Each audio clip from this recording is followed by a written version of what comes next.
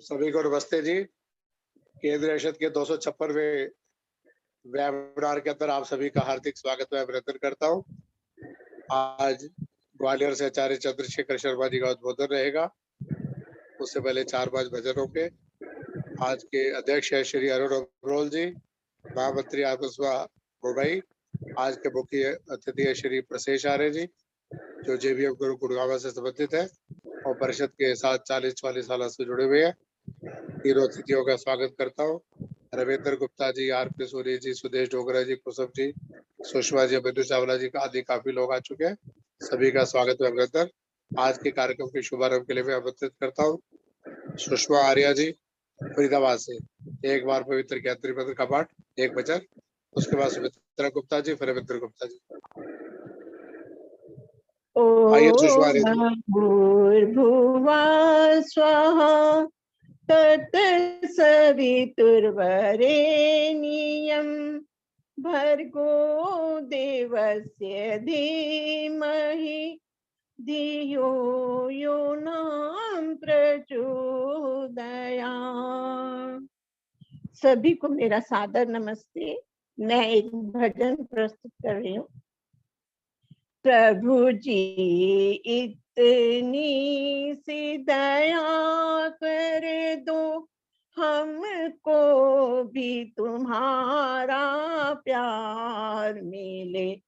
कुछ और भले ही मिले न मिले, प्रभु दर्शन का अधिकार मिले। प्रभु जी इतनी सी दया कर दो, हम जन्म जन्म के प्यासे हैं और तुम करुणा के सागर हो। करुणा निधि से करुणा पथ की, करुणा निधि से करुणा रस की एक बूंद हमें एक बार मिले। प्रभु जी इतनी सी दया कर दो, सब कुछ पाया इस जीवन में, बस एक तमन्ना बाकी है। सब कुछ पाया इस जीवन में, बस एक तमन्ना बाकी है। हर प्रेम पुजारी को अपने मन मंदिर में दातार मिले। प्रभु जी इतनी सी दया कर दो, जिस मार्ग पर चलते चलते सदियां ही नहीं युग बीत गए, मिल जाए पथिक मंजिल अपनी, मिल जाए पथिक मंजिल अपनी, हमको भी तुम्हारा प्यार मिले। प्रभु जी इतनी सी दया कर दो, हमको भी तुम्हारा प्यार मिले। हमको भी तुम्हारा प्यार मिले। ओम। बहुत बहुत धन्यवाद सुषमा आर्या जी फरीदाबाद से। अब मैं आमंत्रित करता हूँ सुमित्रा गुप्ता जी, 90 वर्षीय, आर्यस्माद हरियाणा से। उनका एक भजन। हमारे आज के अध्यक्ष श्री अरुण अग्रवाल जी मुंबई से जुड़ चुके हैं। उनका बहुत बहुत स्वागत करता हूँ अरुण अग्रवाल जी का।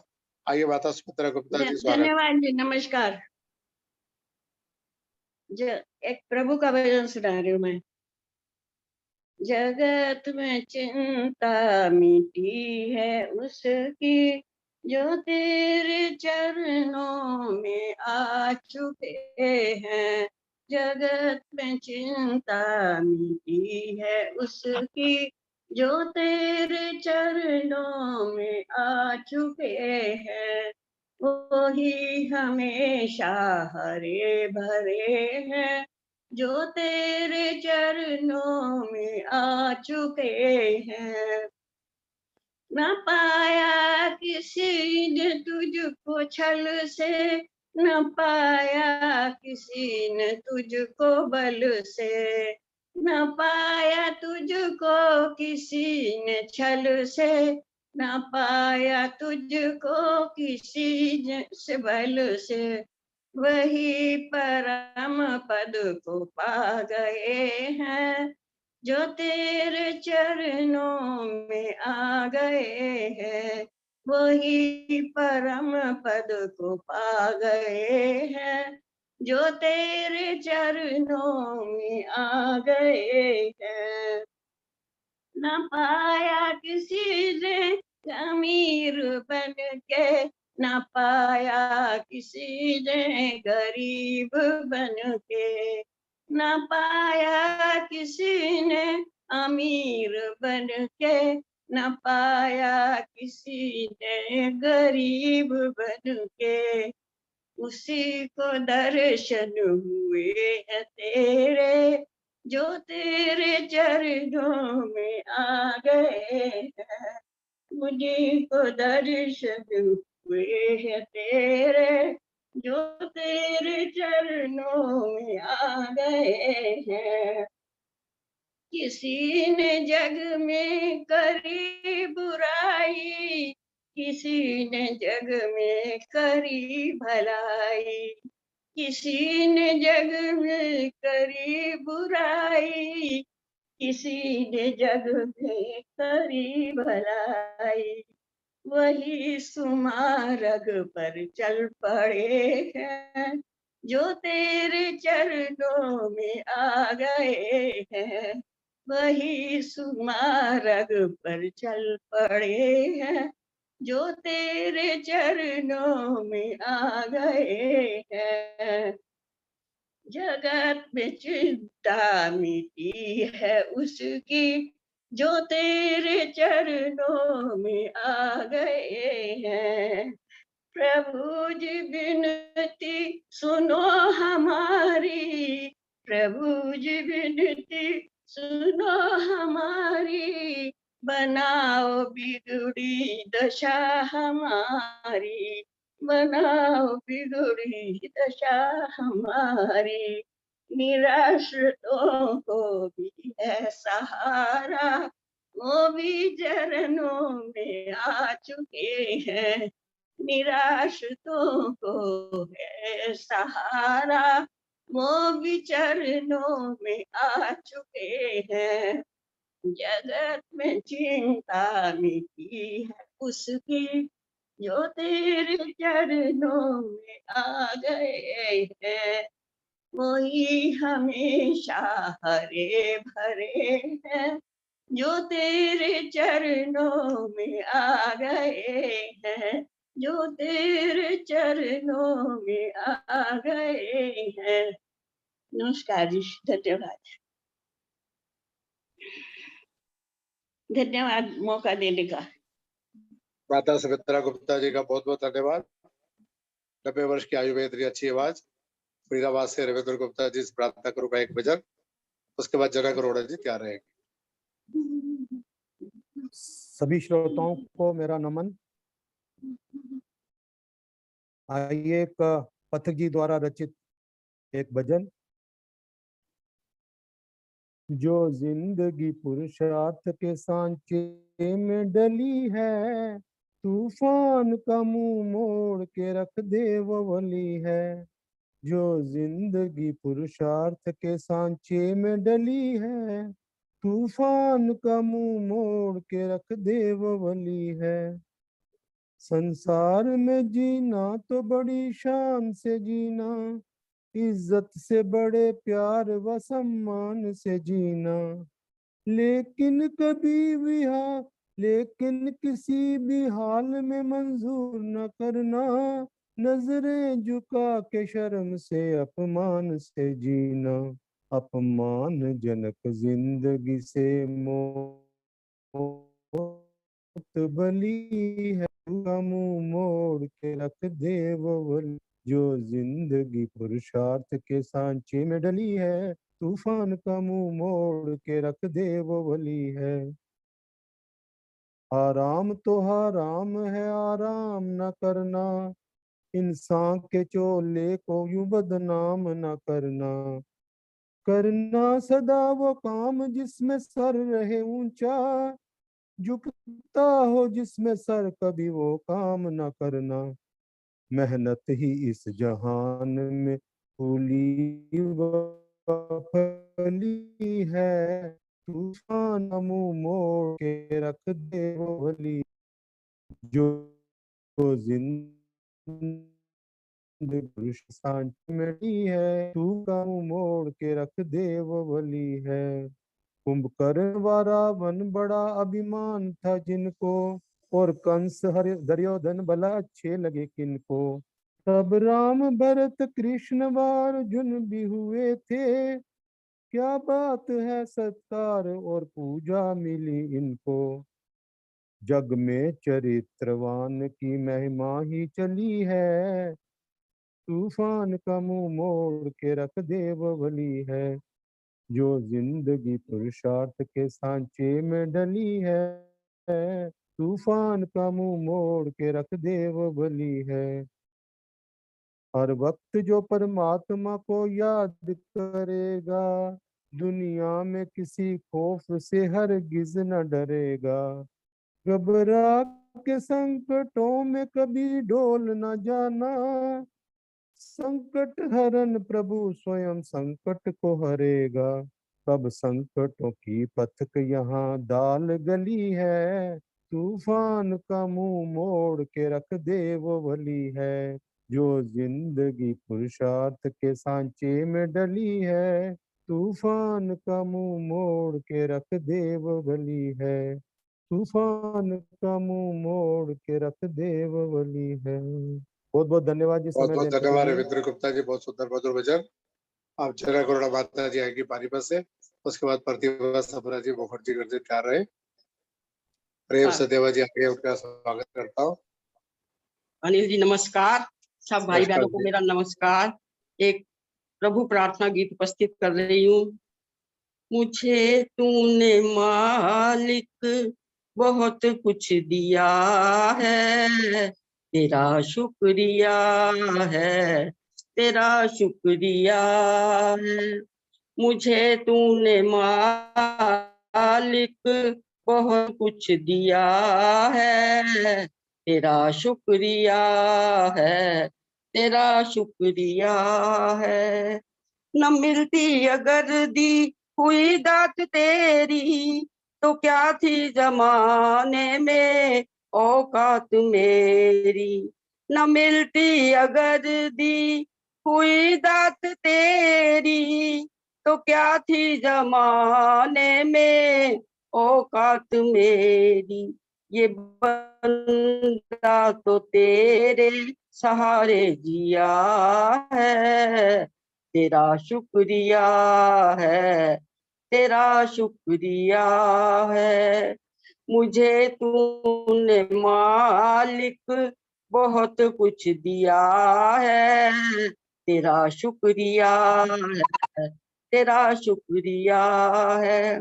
मेरा ही नहीं सभी का तू दाता, सभी को सभी कुछ देता दिलाता। मेरा ही नहीं सभी का तू दाता, सभी को सभी कुछ देता दिलाता। जो खाली था दामन वो तूने भरा है, तेरा शुक्रिया, तेरा शुक्रिया। मुझे तूने मालिक बहुत कुछ दिया है, तेरा शुक्रिया, तेरा शुक्रिया। तेरी बंदगी से मैं बंदा हूँ मालिक, तेरे ही करम से मैं जिंदा हूँ मालिक। तेरी बंदगी से मैं बंदा हूँ मालिक, तेरे ही करम से मैं जिंदा हूँ मालिक। तूने ही तो जीने के काबिल किया है, तेरा शुक्रिया है। मुझे तूने मालिक बहुत कुछ दिया है, तेरा शुक्रिया है, तेरा शुक्रिया है। मेरा भूल जाना तेरा ना भुलाना, तेरी रहमतों का कहाँ है ठिकाना। मेरा भूल जाना तेरा ना भुलाना, तेरी रहमतों का है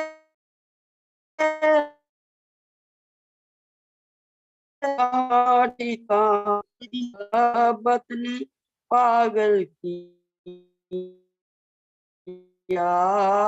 है, तेरा शुक्रिया है। मुझे तूने मालिक बहुत कुछ दिया है, तेरा शुक्रिया है, तेरा शुक्रिया है, तेरा शुक्रिया है, तेरा शुक्रिया है, तेरा शुक्रिया है। धन्यवाद अनिल जी, बहुत बहुत। बहुत बहुत धन्यवाद माता जनक रोड़ा जी पानीपत से। आचार्य चंद्रशेखर शर्मा जी आगे ग्वालियर से, उनका स्वागत करता हूँ। 2-3 गीत जब तक लोग जुड़ रहे हैं फिर उनका प्रवचन होगा। अब मैं आमंत्रित करता हूँ प्रतिभा सप्रा जी मुखर्जी नगर से। शिलांग मेघालय से हमारे साथ जुड़े हुए हैं वेद शर्मा जी, उसके बाद वो तैयार रहे। प्रतिभा सप्रा जी आइए। जी, सभी को सादर नमस्ते जी। एक ऋषि गीत प्रस्तुत कर रही हूँ। उजड़ा हुआ था गुलशन, उजड़ा हुआ था गुलशन, दयानंद ने संवारा। जय जय ऋषि तुम्हारा। उजड़ा हुआ था गुलशन, दयानंद ने सवारा। जय जय ऋषि तुम्हारा। वो रात धन्य आई, नूतन प्रभात लाई, टंकार की धरा पर नई किरण जगमगाई। एक नन्ही सी किरण से, एक नन्ही सी किरण से फैला प्रकाश सारा। जय जय ऋषि तुम्हारा। घर सबके जल रहे थे, नफरत में पल रहे थे, भाई के खून के प्यासे भाई ही बन रहे थे। अच्छा हुआ जो हमने, अच्छा हुआ जो हमने देखा नजारा। जय जय ऋषि तुम्हारा।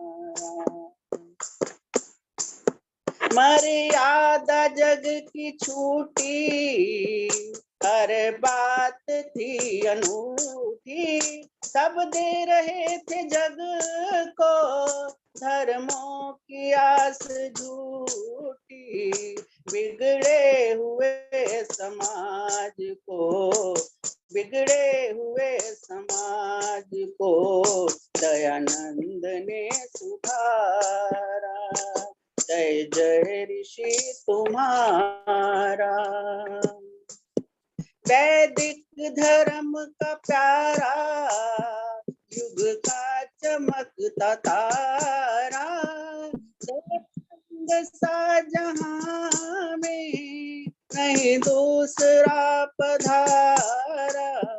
जो गया तो रो दिया गगन, जो गया तो रो दिया गगन, ऊंचा गली तुम्हारा, जय जय ऋषि तुम्हारा। उजड़ा हुआ था गुलशन, दयानंद ने सवारा, जय जय ऋषि तुम्हारा, जय जय ऋषि तुम्हारा, जय जय ऋषि तुम्हारा। धन्यवाद। बहुत बहुत धन्यवाद प्रतिभा सप्रा जी। अब मैं आमंत्रित करता हूँ शिलांग मेघालय से हमारे बीच आए वेदराम शर्मा जी एक भजन प्रस्तुत करेंगे। शिलांग मेघालय से आइए।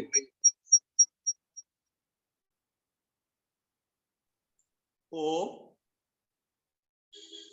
ओम ओम नमस्ते जी, बोलिए, स्वागत है आपका। नमस्ते जी, नमस्ते नमस्ते। तू है सच्चा पिता सारे संसार का, तू ही है, तू ही, तू ही है, तू ही, तू ही है रक्षक हमारा। तू है सच्चा पिता सारे संसार का, ओम प्यारा। तू ही है, तू ही, तू ही है, तू ही, तू ही है रक्षक।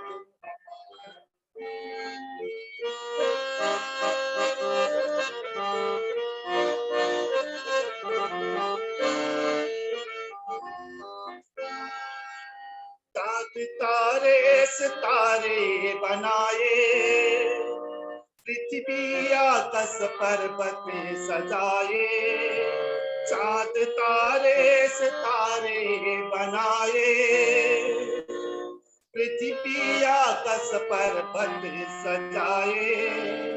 अंत आया नहीं तेरा पाया नहीं, अंत आया नहीं तेरा पाया नहीं, पारवारा। तो ही है, तो ही, तो ही है, तो ही, तो ही है रक्षक हमारा। तू है सच्चा पिता सारे संसार का, ओम प्यारा। तो ही है, तो ही है, तो ही, तो ही रक्षक हमारा।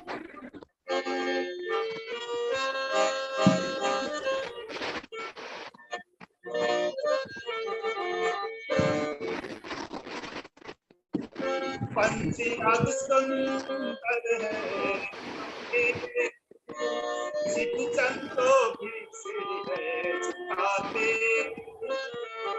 पंछी गणराज सुंदर है गाते, सिद्ध चंदो भी सिर है झुकाते।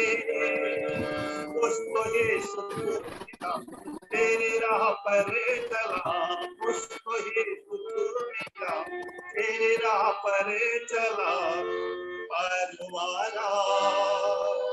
तो ही, तो ही, तो ही, तो ही है सब हमारा। तू है सच्चा पिता सारे संसार का, तो ही, तू ही, तो ही है, तो ही, तो ही है सब हमारा।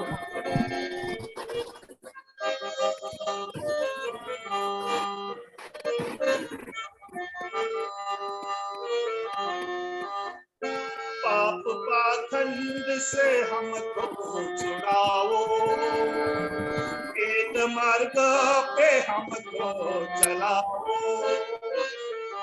पाप पाखंड से हमको बचाओ, वेद मार्ग पे हमको चलाओ।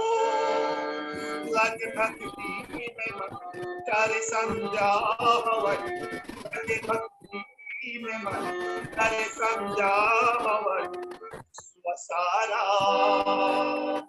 तो ही है, तो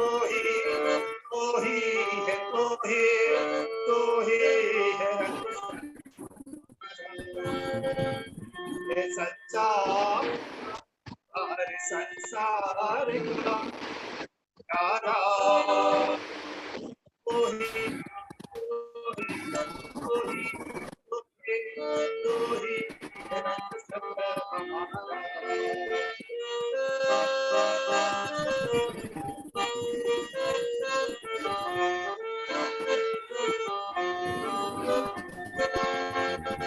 अपनी भक्ति में मन को लगाओ, कष्ट सारे हमारे मिटाओ। अपनी भक्ति में मन को लगाओ, कष्ट सारे हमारे मिटाओ। दुखिया कंगालों का और धनवालों का, दुखिया कंगाल और धनवालों का सहारा तू ही तू है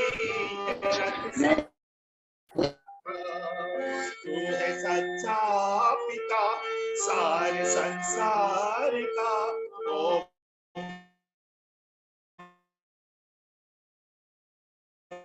ओ तो है तो है तो ही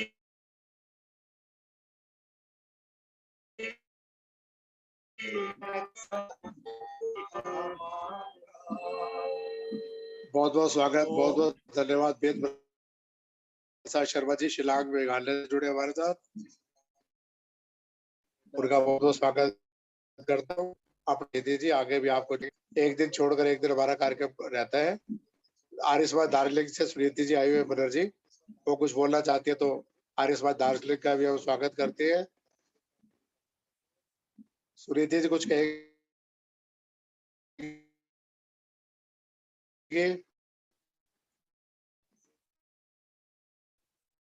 से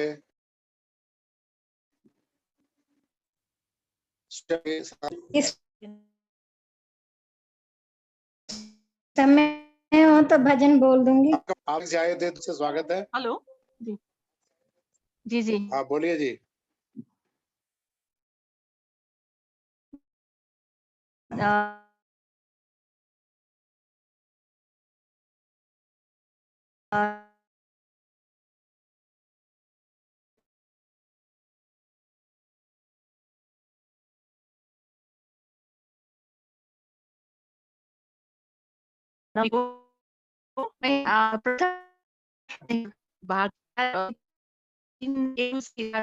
संचालन कर रहे हैं।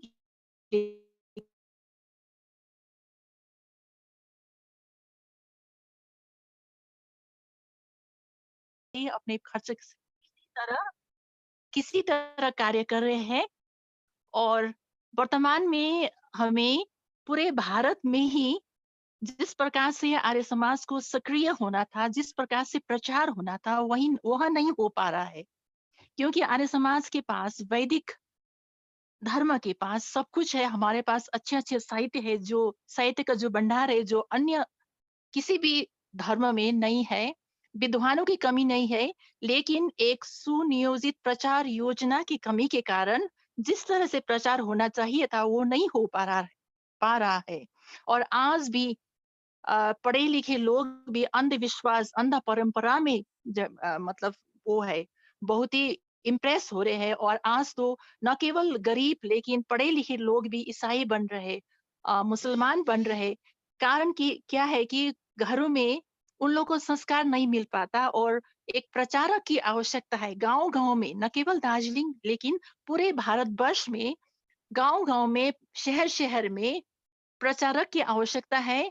सो प्रचारक प्रचार कर पाए तो निश्चय ही बहुत बड़ा आंदोलन हो सकता है, बहुत बड़ा परिवर्तन हो सकता है। और मैं दूसरे दिन अच्छी तरह से, क्योंकि मैं अचानक मैं अपना एक शिक्षिका हूँ, मैं कुछ कार्य कर रही थी, करेक्शन का, तो ऐसे दिखा और कनेक्ट हो गई। और मैं दूसरे दिन निश्चय ही आप लोग का समय बर्बाद न करके निश्चय ही मैं कुछ लिख कर आपको प्रस्तुत करूंगी। और कहना यही है कि किस तरह से इसको जीवंत करे, यही भावना है। और यहाँ पर स्कूल भी था पहले। जिस तरह से आर्य समाज के इतिहास में क्या है, जहाँ पर आर्य समाज स्थापना हुआ उसी के साथ ही निःशुल्क विशेषकर कन्या विद्यालय का स्थापना हुआ था। और इसी तरह दार्जिलिंग में भी 2-3 पाठशालाएं स्थापना हुआ था उस समय। लेकिन प्रचार की कमी के कारण भी आज 1-2 पाठशाला दूसरे के हाथ चला गया। और यहाँ से पत्र पत्रिकाएं भी प्रकाशित होता था, वो नहीं हो पा रहा है वर्तमान में। और वर्तमान में यहाँ पर मेरे पिताजी जो अभी 92 इयर्स है, उन्होंने बहुत ही परिश्रम करके अपने ही पेंशन के पैसे खर्च करके सब कुछ दिला के एक सुंदर सा वेद मंदिर निर्माण किया है, जहाँ पर पहले विद्वानों के लिए आवश्यक व्यवस्था नहीं था। अभी वहाँ पर व्यवस्था भी है, सब कुछ है, लेकिन कमी ये है कि यहाँ पर प्रचार करने वाला प्रचारक नहीं है। और जिस तरह से एक डॉक्टर का अपना ही भूमिका होता है, शिक्षक का एक अपना ही होता है, उस तरह से प्रचारक का एक प्रभाव दूसरा ही होता है। सो इस तरह से हम लोग को प्रचारक किस तरह से रखे, इस पर हमको ज्यादा ध्यान देना चाहिए। ओम नमस्ते। आप लोग को समय लिया, समय देने के लिए आपको अनेक अनेक धन्यवाद। आर्य समाज दार्जिलिंग से सुनीति बनर्जी अपनी प्रगति, अपनी स्थापना और अपने आगे की हलचल और योजनाएं और आवश्यकताएं बता रही थी। मैं केंद्र दिल्ली की ओर से बहुत बहुत शुभकामनाएं देता हूँ। परमात्मा आपकी सभी आकांक्षा समय अधिक होता जा रहा है। अब मैं आज के मुख्य वक्ता आचार्य चंद्रशेखर शर्मा जी से प्रार्थना करूंगा 40 मिनट के लिए अपना उद्बोधन देंगे। आज के अध्यक्ष श्री अरुण जी, महामंत्री आर बसपा मुंबई का स्वागत। प्रशेष आर्य जी जेबीएम गुरु गुड़गांव मुख्य अतिथि, उनका स्वागत है। मैं देख रहा हूँ कि प्रेम सदेवा जी, वेद भगत जी, राजेश मेहदरता जी, सुदेश डोगरा जी प्रमुख लोग दिल्ली के जुड़े हुए, उनका भी स्वागत। आइए आचार्य चंद्रशेखर जी। नमस्ते जी। नमस्ते जी। आज शिलांग वाले भी है, देहरादून वाले भी है, अच्छा, सबका स्वागत है। आज मैं अपने जयपुर वाले भी है, बेटे की ग्वालियर वाले हैं जी, ये ग्वालियर वाले। नमस्ते सचदेवा जी। नमस्ते जी, नमस्ते।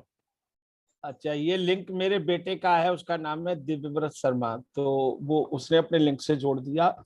चलिए आइए हम लोग मिलकर के एक बार श्रद्धा से विश्वान देव का पाठ करते हैं। और आप अपने माइक को अनलॉक ही रखेंगे और एक साथ मेरे साथ मिलकर गायत्री मंत्र का पाठ करेंगे।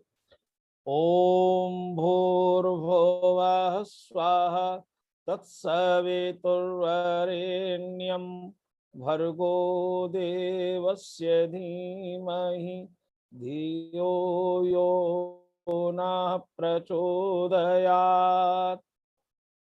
ओम विश्वानि देव सवितर्दुरितानि पराशुव यद्भद्रं तन्न आशुव।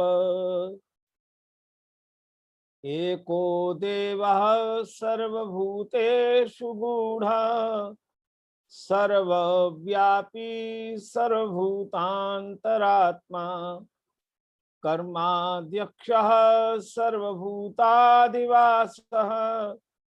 साक्षी चेता केवलो निर्गुणश्च साक्षी चेता केवलो निर्गुणश्च।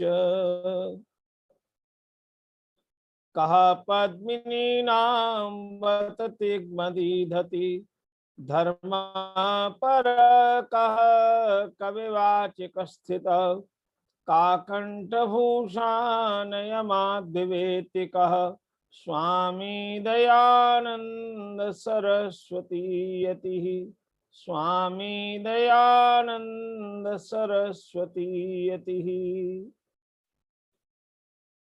इस कार्यक्रम के सूत्रधार केंद्रीय आर्य परिषद के राष्ट्रीय अध्यक्ष हमारे बहुत ही श्रद्धास्पद आदरणीय भाई अनिल आर्य जी, समारोह में समुपस्थित केंद्रीय आर्य परिषद के राष्ट्रीय महामंत्री श्री महेंद्र भाई जी, यहाँ विराजमान समस्त आर्य समाजों के सम्मानित प्रधान जी, मंत्री जी, अन्य पदाधिकारीगण, अपने भजनों के द्वारा हम सबको आत्मविभोर करने वाली पूजा मातृशक्ति, धर्मानुरागी सज्जन वृंद, और मैं देख रहा हूँ हमारे बीच में बहुत ही अन्य विद्वजन भी हैं, श्री कृष्ण शास्त्री जी और भी अन्य लोग हैं। आप सबको मेरा बारंबार प्रणाम।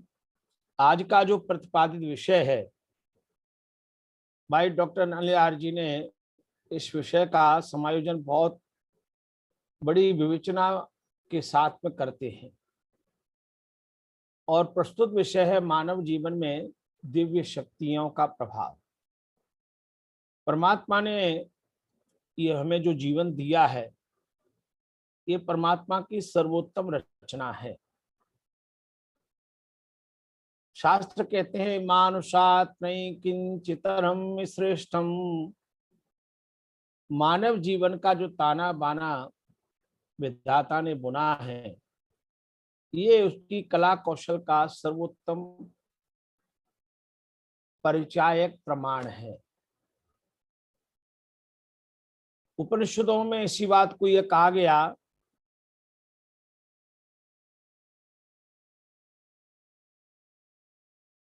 कि वह सब हमारे इस पिंड में, शरीर में है।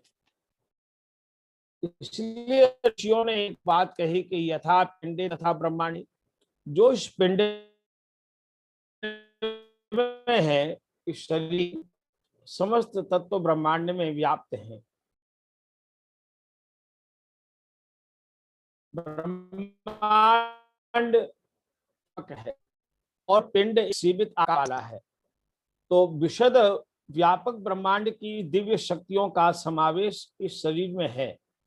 इसलिए हमें यह बात भली भांति अपने मन में रखनी चाहिए कि परमात्मा की दिव्य शक्तियों का प्रभाव हमारे शरीर में सदा है, और हम उसका अनुभव करें, उसका चिंतन करें, उस पर विचार करें।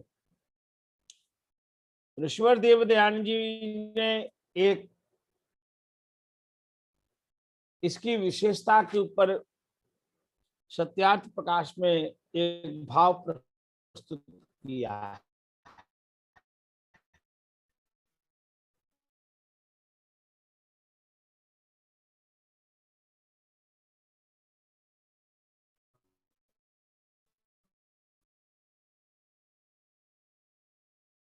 और उनकी संरचना परमात्मा की सर्वोत्तम कृति है।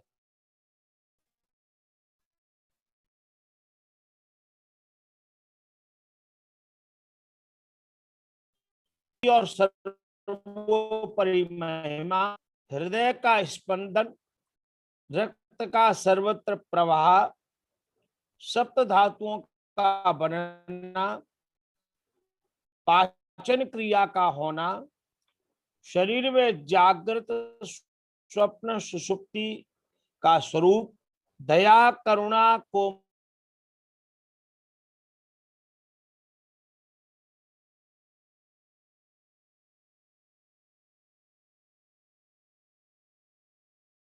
कोमलता, सहृदयता, संवेदना प्रकाशित करती है। भगवान की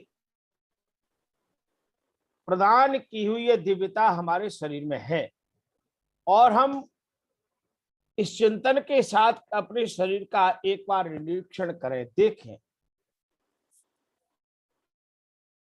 गहनतम अनुभूति करें कि परमात्मा ने इस शरीर के अंदर मुझे क्या क्या दिव्यता दी है। इसलिए शास्त्र कहते हैं प्रयत्नात्यतमानस्तु योगी संशुद्ध किल्बिषा,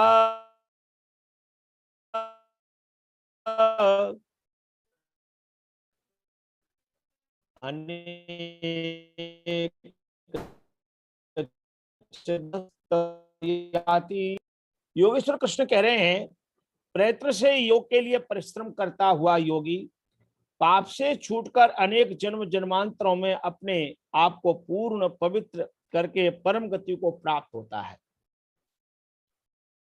ये परम गति कैसे प्राप्त होती है, ये ऊर्ध्व गति कैसे प्राप्त होती है, जीवन में हम अपने द्वारा अपना उत्थान कैसे करें।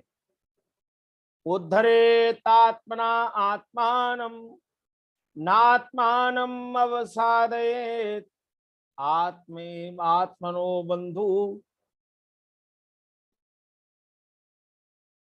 आत्मैव रिपुरात्मन। उद्धरेत आत्मना आत्मानं, अपने द्वारा अपना उत्थान करें, अपने द्वारा अपने जीवन का निर्माण करें। हमें कोई मार्ग दिखा सकता है, हमें कोई मार्ग बता सकता है, लेकिन उस मार्ग पर चलना तो हमें स्वयं होगा।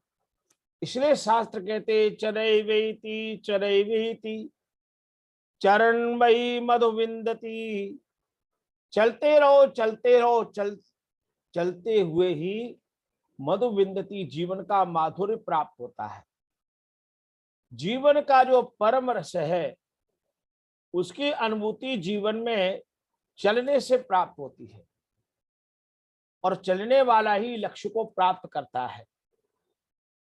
तो हमने बाहर की दिव्यता का अनुभव किया, इस प्राकृतिक दिव्यता को हम जब देखते हैं, आप लहराती हुई तरंगों वाला समुद्र देखते हैं तो हमने समुद्र की बहुत प्रशंसा करते हैं, कितना विशाल सागर है, अथाह जल का भरा हुआ, कैसी लहराती तरंगे आती हैं। आप और हम भारत के 3 ओर समुद्र है। पश्चिम बंगाल का बंगाल की घाटी है, दक्षिण भारत में जाते हैं तो हिंद महासागर है, गुजरात में आप जाते हैं बम्बई से लेके गुजरात का सारा समुद्र का किनारा अरब सागर है। तो भारत माता के 3 ओर समुद्र आच्छादित है। उत्तर में विशाल हिमालय पर्वत खड़ा हुआ है। आप हिमालय पर्वत की ओर जब देखते हैं, उसकी उत्तुंग शिखरों को देखते हैं, हिमाच्छादित पर्वतमाला का दिग्दर्शन करते हैं, तो इन हिमाच्छादित पर्वतमालाओं को देख करके आप उनकी प्रशंसा के गीत गाते हैं। और जब वृक्षों को देखते हैं, नारियल के वृक्ष देखते हैं, कैसे परमात्मा की अद्भुत रचना है, उसमें जाके कैसे जल भरा हुआ है, इतना विशाल वृक्ष है। आप विविध प्रकार के फलों का रसास्वादन करते हैं, आप केला खाते हैं, मौसमी लें, सेब लें, संतरा लें, आम लें। आजकल आम का मौसम है, और आम में भी विविध प्रकार का है स्वरूप है, विविध प्रकार के आम के रूप हैं, आकार प्रकार हैं। इन फलों की महिमा के हम गीत गाते हैं। फूलों की महिमा लेते हैं तो क्या फूलों में गुलाब का फूल का अपना सौंदर्य है, अपना स्वरूप है ना।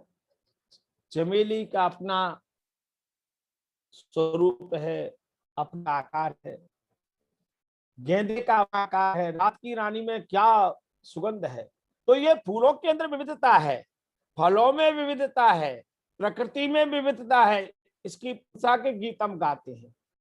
लेकिन कभी आपने चिंतन किया, इस सर से, इन पर्वतमालाओं से, फूलों से, विविध प्रकार का जो हम सेवन करते हैं, इन सब से बढ़ करके जो सौंदर्य की प्रतिष्ठा, दिव्यता की प्रतिष्ठा मेरे अंदर विद्यमान है। मेरे शरीर में समुद्र भी है, मेरे शरीर में पर्वत भी हैं, मेरे शरीर में वृक्ष भी है, मेरे शरीर में वनस्पतियां भी हैं, मेरे शरीर में जल भी है। 5 महाभूत इस शरीर में समाये हुए हैं। हमने सबने एक वाक्य तो सुना है कि 5 महाभूतों से हमारा शरीर बना है, लेकिन हमने कभी उन 5 महाभूतों की दिव्यता का चिंतन किया, उन पर विचार किया, उन पर हमने इस प्रकार का शोधन किया। विचार करें, शरीर की दिव्यता आज का जो विषय है, कितना आनंददायक विषय है, अपने आप को जानने का विषय है, अपने आप को पहचानने का विषय है, अपनी शक्तियों को जागृत करने का विषय है। परमात्मा ने ये जो 5 महाभूत हैं, आकाश, वायु, अग्नि, जल, पृथ्वी, तो शास्त्र कहते हैं कि आकाशाद वायु हो वायु रग्नेर आपः अद्व्या पृथ्वी। ये जो इनका क्रम है, आकाश है। तो आपने चिंतन किया, कभी विचार किया अपने मन में कि हमारे शरीर के अंदर, शरीर का कौन सा अंग ऐसा है जो उस पर आकाश का सबसे अधिक प्रभाव है। जिसके निर्माण में सर्वाधिक है, और वह तत्व है हमारी कर्णेंद्रिय। और संध्या के अंदर भी हम कहते हैं 2 बार श्रोत्रम श्रोत्रम प्रयोग करते हैं। ये जो हमारे दाईं और बाईं ओर 2 कर्णेंद्रिय हैं, इनका आधार तत्व आकाश तत्व है। इसलिए कान के अंदर देखेंगे आप, आकाश तत्व खाली स्थान है। और आकाश का जो गुण है उसमें शब्दों की व्याप्ति है। आकाश में शब्द विचरण करता है, हम में से बोलता है और हमारे घर में रहने वाले व्यक्ति तक हमारी आवाज जाती है, तो वो आकाश के जा रही है। और हमारा जो वाणी मुख के द्वारा बोला जा रहा है शब्द, वो आकाश पर विचरण करता हुआ दूसरे के कान तक पहुंचता है। इसलिए इसे को हम ऐसे थोड़ा सरल रूप से समझ लें कि कान के अंदर 50% भाग तो आकाश का है, और बाकी जो 50% भाग है उसमें 12.5% जल है, 12.5 भाग अग्नि है, 12.5 में पृथ्वी है, 12.5 में वायु तत्व है। तो इसको जब हम समझेंगे कि 12.5% एक एक तत्व है, 4 तत्व हैं, तो वो 50% में 4 तत्व आ गए। और अगले 50% आकाश कान में विद्यमान है। ऐसे वायु है। अब वायु हमारे शरीर में दिव्यता के साथ प्रवेश कर गई है। जितनी हमारी चमड़ी है शरीर में, हाथ में, पैरों में, मुखमंडल व्याप्त हुआ है, इसके अंदर 50% भाग वायु का है, और बाकी 50% में इसके अंदर अग्नि है, जल है, आकाश है और पृथ्वी तत्व है। अब जिस तत्व की सर्वाधिक प्रधानता है वही उससे प्रकाशित होता है। जैसे कान में प्रतिशत भाग 50% आकाश तत्व है, तो इसलिए कान आकाश का शब्द ग्रहण करते हैं। वायु तत्व शरीर की चमड़ी के अंदर विद्यमान है, 50% भाग है, इसलिए हमारे सर्दी और गर्मी का आभास इस चमड़ी के द्वारा होता है कि अब ठंडी हवा चल रही है या गर्मी है। आजकल गर्मी का मौसम है, तो हम जैसे ही एसी में बैठते हैं या पंखे में बैठते हैं तो हमें आभास हो जाता है कब ठंडी हवा है। आजकल वर्षा का मौसम है, वर्षा हो रही है। हमारे ग्वालियर में भी प्रातः काल से वर्षा चल रही है। तो इसमें ठंडा जो वायु में शीतलता है, इसका आवाज किसके द्वारा हुआ? कान के द्वारा नहीं, वाणी के द्वारा नहीं, आंख के द्वारा नहीं, नासिका के द्वारा नहीं। कौन बता रहा है कि वायु ठंडी है? इसका आभास वायु तत्व की प्रधानता जिस चमड़ी में है उससे हमें पता लग गया स्पर्श होते ही कि ये शीतलता है वायु में या वायु में उष्णता है। हम आगे चले। आकाशात वायु, वायु अग्नि। अग्नि तत्व का प्रभाव सबसे अधिक हमारी दोनों नेत्रों में है। ओम चक्षुष चक्षु, 2 नेत्र हमारे परमात्मा ने हमें दिए हैं। और आप इस दिव्यता का अनुभव करेंगे अपने नेत्रों में, तो आप पाएंगे कि इस नेत्रों में 50% भाग अग्नि तत्व है और बाकी 50 में 4 तत्व है। 12.5 पृथ्वी, 12.5% जल, 12.5 आकाश और वायु तत्व है। बाकी 4 तत्व 50% भाग में है और 50% भाग में है। इसीलिए आंख में अग्नि तत्व की विद्यमानता रहने से आंख रूप को ग्रहण करती है। क्या परमात्मा की रचना है। आंख का सौंदर्य तो देखो, सारा संसार हमें नेत्रों के द्वारा बसा हुआ है।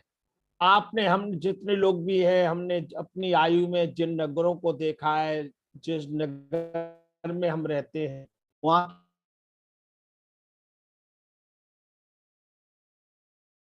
की हमने सड़कें देखी के द्वारा। और परमात्मा की महिमा है कि नेत्र पर जब हम चिंतन करते हैं तो अभी विस्तार से अगली बात फिर कहूंगा, जब नेत्रों पर थोड़ा विस्तार से बोलूंगा कि भगवान की सबसे ज्यादा यदि कृपा करुणा है तो इन नेत्रों के द्वारा हो रही है। संसार को देखने का भी और उसके अनुभव करने का भी। इसलिए संध्या में बार बार हम प्रार्थना करते हैं, ओम चक्षुष चक्षु हो। ये नेत्रों का एक नाम चक्षु है। संध्या के एक प्रार्थना और करते हैं, भुवः पुनातु नेत्रयोः। आपने विचार किया, इसके अंदर भी एक बड़ी विशेषता है। जब हम ये प्रार्थना करते हैं ओम चक्षुष चक्षु, तो हे ईश्वर मेरे दोनों नेत्र मेरी पूर्ण आयु पर्यंत देखने की शक्ति से युक्त रहें। बाहरी स्थूल जगत के कार्यों के संपादन में चक्षुओं की सहायता रहती है।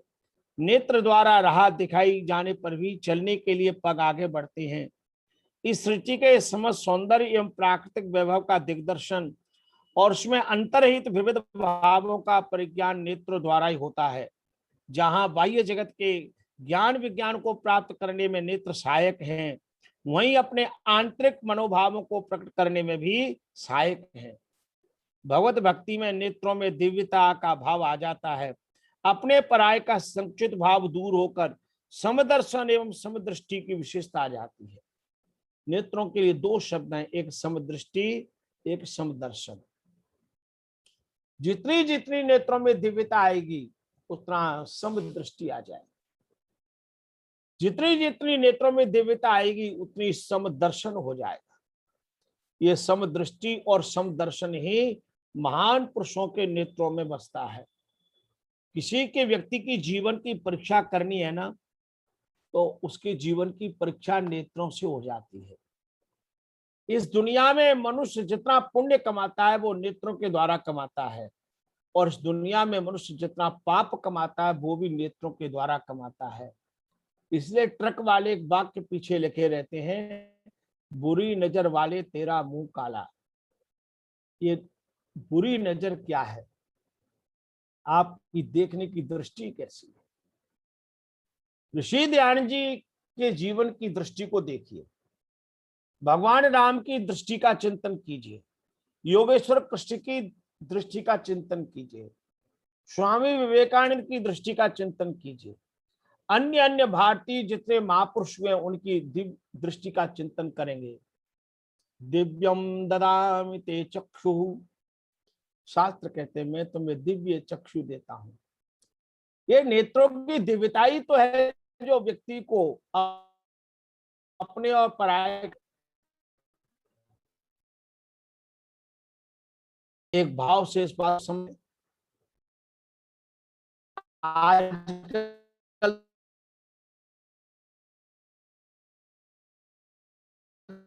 तो प्रसाद या डिब्बा पैक कर देते हैं तो उसमें लोग देते हैं। एक समय था, आज से 25, 30, 40 वर्ष पहले कोई कार्यक्रम हुआ था तो लोग प्रसाद देते थे हाथों में, जैसे देखो मेरे हाथ को देखिए, ऐसे हाथ में प्रसाद लेकर के दे रहे थे। अब देने वाला है, बांटने वाला बांट रहा है और उसकी उंगलियां ऐसी हैं जैसे मेरे हाथ पर आप दृष्टि डालेंगे ऐसे फैली हुई हैं, और बांटने वाले के सामने अपना पोता आ जाता है, अपना पुत्र सामने आ जाता है तो उसकी उंगलियां फैल जाती हैं, प्रसाद ज्यादा आ जाता है। और जब कोई दूसरे का बच्चा सामने आता है तो इन उंगलियों में संकोच हो गया, ऐसे छोटी हो गई तो प्रसाद थोड़ा आया, और जैसे ही अपना पुत्र दिखाई दिया तो उंगलियां अपने आप फैल गई, थोड़ा प्रसाद ज्यादा आ गया। ये क्या है? ये दृष्टि का भेद है, अपने और पराये का भेद है। यदि हमें दिव्यता आ गई तो फिर अपना अयम निजा परो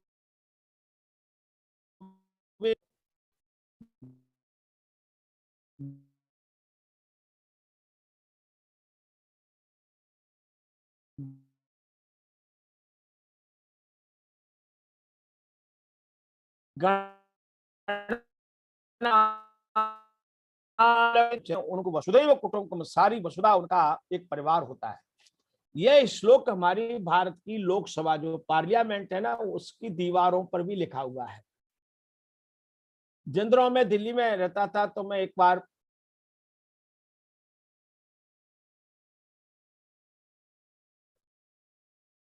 पार्लियामेंट वो सब जाकर के मैंने उतारे, उनको लिखा।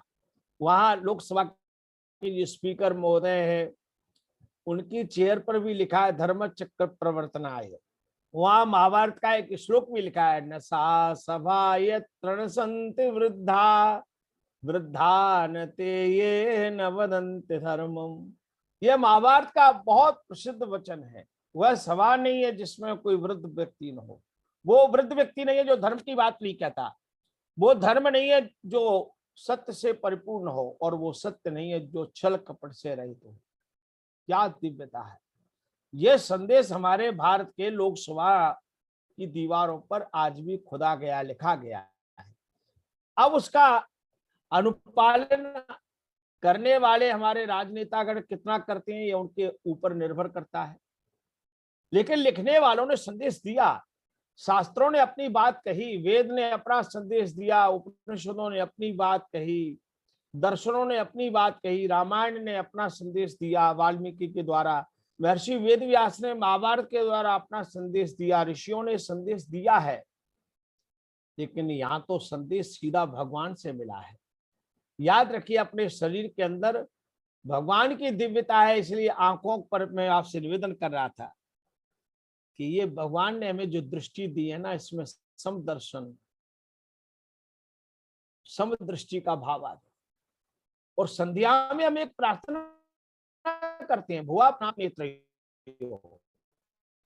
आपने चिंतन किया इसको गहराई में कि ये जो भू भुआ स्व म जना तपा सत्यम, ये भगवान के 7 नाम है। इनको विशेष वचन, इनको व्याहृति कहते हैं, विशेष वचन है, भगवान की दिव्य शक्तियां हैं। ये इनको 7 अंगों से जोड़ दिया गया। भू पुनात शिरसी, भू को सिर से जोड़ा गया।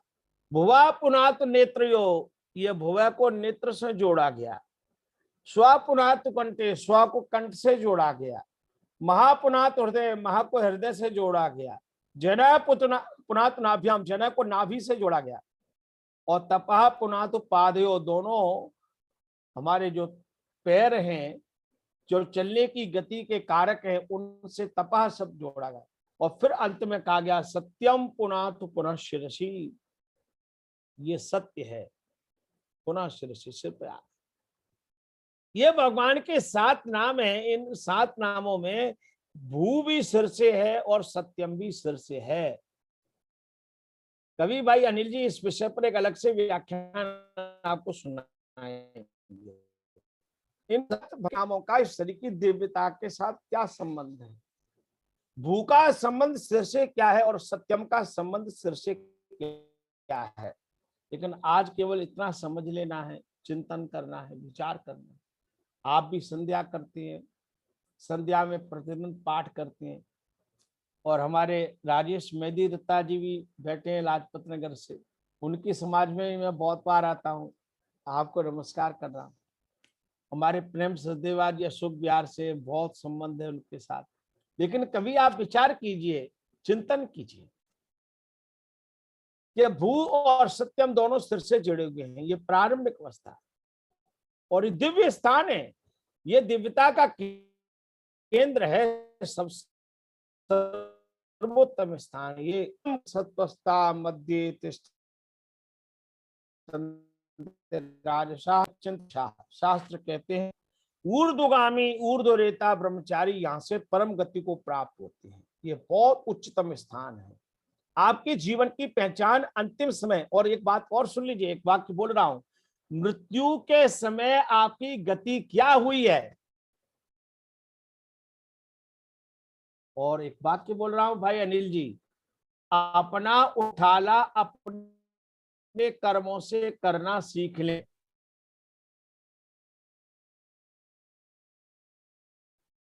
तो हमारा जाने के बाद लोग कितने भी हमारे उठाले में आए, कितनी भी प्रशंसा करें, हमारा कल्याण होने वाला नहीं है।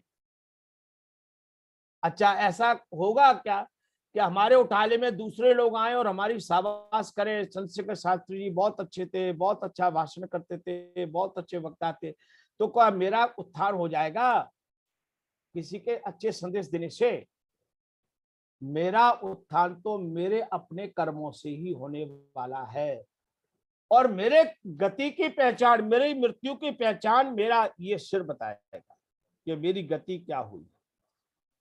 यहां से मेरी जीवन की यात्रा का प्रारंभ है। भू पुनात शिरसी, और यही है सत्यम पुनात पुनः शिरसी। सत्यम भी यही है, ये सत्यलोक है, ये सहस्रार चक्र है, यहां से ही मैं ऊर्ध्व गति को प्राप्त होना है मुझे।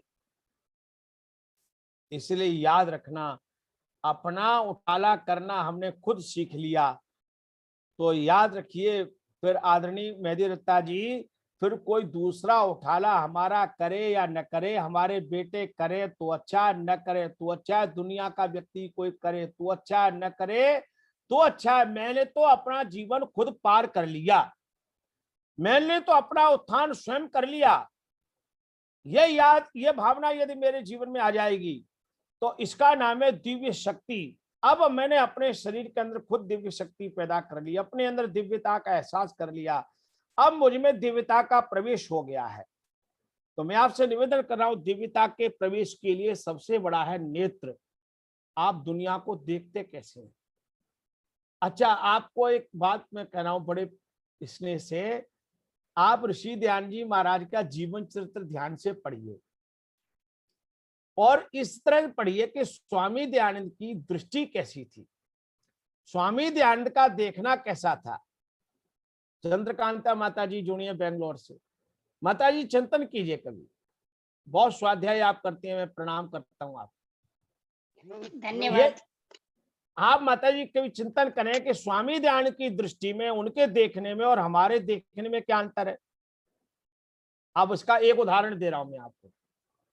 आपको और हमको कोई यदि कोई विष का प्याला पिला दे तो बताइए, आप उसे पकड़वाएंगे, जेल में भिजवाएंगे, दंड दिलाएंगे या मुक्त कर देंगे। और स्वामी दयानंद को जब जगन्नाथ ने जहर दिया, कांच पीस करके दिया, पंडित लेखराम ने ऋषि दयानंद का जो जीवन चरित्र लिखा है, आप उस जीवन चरित्र के उस प्रसंग को पढ़िए जिस दिन ऋषि दयानंद को विष दिया गया। और स्वामी दयानंद को जब बेचैनी हुई तो उन्होंने जगन्नाथ को बुलाया, पूछा। उस प्रसंग को मैंने एक बार नहीं अनेक बार पढ़ा है और मेरा रोम रोम पुलकित हो जाता है। लेखराम ने उस प्रसंग को लिखा है कि ऋषि दयानंद की जब दृष्टि पड़ी तो जगन्नाथ ने ऋषि के सामने आंसुओं से बहते हुए कहा, महाराज गुरुवर, मैंने बड़ा अपराध किया है, बहुत पाप कर दिया, मैं धन के लालच में आ गया। लेकिन ऋषि दयानंद की दृष्टि तो देखो, आज भी दृष्टि में इतनी कोमलता है, इतनी करुणा है, इतनी दया है, इतनी वर्षा हो रही है कि तकिए के नीचे से 500 रुपए निकाले जो वेद भाष्य और वेद के ग्रंथों के प्रकाशन के लिए रखे गए थे महाराज ने। उन 500 रुपए में आप कल्पना करो, ये घटना कब है? 1883 की। आप कल्पना कीजिए, 1883 में 500 रुपए की कीमत आज 2021 में कितनी है? कल्पना करो, विचार कीजिए कभी, क्या हम ऐसा कर पाएंगे? ये एक बार नहीं किया। उत्तर प्रदेश के अंदर ऋषि दयानंद को भोजन में जब जहर में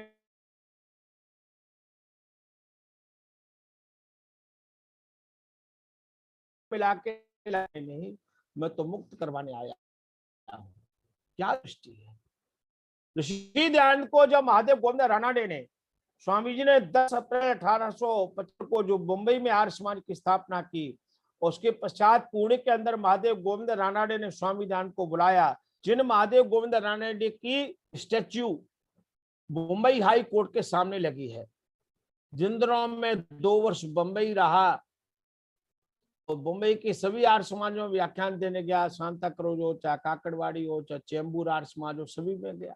एक बार मैं व्याख्यान देके मुंबई पैदल भ्रमण कर रहा था तो मुंबई हाई कोर्ट के सामने महादेव गोविंद की जब मैंने प्रतिमा देखी तो मैंने कहा, ये वही महान व्यक्ति हैं जिन्होंने स्वामी को पुणे बुलाया था, न्यायाधीश।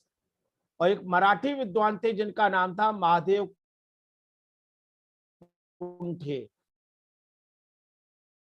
मराठी में लिखा, बाद में उसका नाम है उपदेश मंजरी, आप उसको पढ़िए। तब स्वामी दयानंद की रोम रोम पुलकित होता है। अपमान करने वालों को भी क्या सम्मान का भाव है। सज्जनों, ये नेत्र हमारे पहचान कराते हैं कि हम दुनिया में जीते कैसे हैं। इन नेत्रों से हमारी पहचान होती है। महापुरुष के नेत्रों से करुणा बरसती है, दया बरसती है, प्रेम बरसता है। किसी के दुख को देख करके हृदय द्रवीभूत हो जाए। इसलिए याद रखिए, यहां प्रार्थना की गई भुवा पुनातु नेत्रयो। यहाँ नेत्र संबंध ज्ञानेंद्रियों का बोधक है। नेत्रों की पवित्रता, दिव्यता, महानता मानव जीवन को विकास की ओर ले जाती है। दिव्य दृष्टि, समदृष्टि आते ही स्नेह सरलता बह जाती है, सबके समान का भाव आ जाता है। तो में पवित्रता का दिव्य तेज आते ही समस्त मनो विकार और दिव्य दृष्टि से प्राकृतिक सौंदर्य को निहारेंगी तो उसमें छिपी हुई अनंत शक्ति को पहचानेंगी। प्रभु के रचना कला का बोध हो जाए। जब सुंदरता को देखती है तो वाणी प्रशंसा की आंखों से सृष्टि को देखो तो वाणी गदगद हो जाएगी। कर रहा हूं कि कानों में हमारे आकाश तत्व है, हमारे चमड़े के अंदर वायु तत्व है, हमारे नेत्रों में अग्नि तत्व है, हमारी जीवा में 50% भाग जल तत्व का है, जल तत्व मौजूद है। और जल की महिमा इसलिए आप जीवा को देखेंगे, उसके चारों ओर जल है। क्या बात है, आगे भी जल है, पीछे भी जल है, दाईं ओर भी जल है, बाईं ओर भी जल है, पूरे जल से ढकी हुई है हमारी रचना, हमारी जीवा। और अगला हमारी नासिका है, इस नासिका में 50% भाग पृथ्वी तत्व का, इसलिए नासिका गंध ग्रहण करती है। और कभी आपने चिंतन किया, विचार किया, इनके स्थान का चयन भी परमात्मा की दिव्यता छिपी हुई है। आप शरीर की रचना का विधान तो देखो, सबसे ऊंचा स्थान सिर का है, ये द्युलोक है, और उसके ठीक सामने हमारा माथा है, कितना खुला हुआ, कितना विस्तृत मस्तिष्क, ये हमारा फोरहेड। उसके ठीक नीचे हमारी आंखों का स्थान है, और आंखों के ठीक नीचे नासिका का स्थान है, उसके नीचे मुख है। अब इन तीनों की क्रमबद्धता देखिए। जब भी कोई चीज हम देखते हैं, भोजन की थाली हमारे सामने आई और भूख पेट में लगी है, और जैसे ही भोजन सामने आता है तो सबसे पहले भोजन को किसने देखा? थाली में विविध प्रकार के जो भोजन के पकवान रखे हुए हैं, उनको, उनकी विविधता को आंखों ने निहारा, आंखों ने प्रेम की दृष्टि से देखा। इसलिए जब विवाह होता है तब एक क्रिया होती है मधुपर की, और कन्या के माता पिता और वधू जो मधुपर देते हैं लिए, तो वहां कहते हैं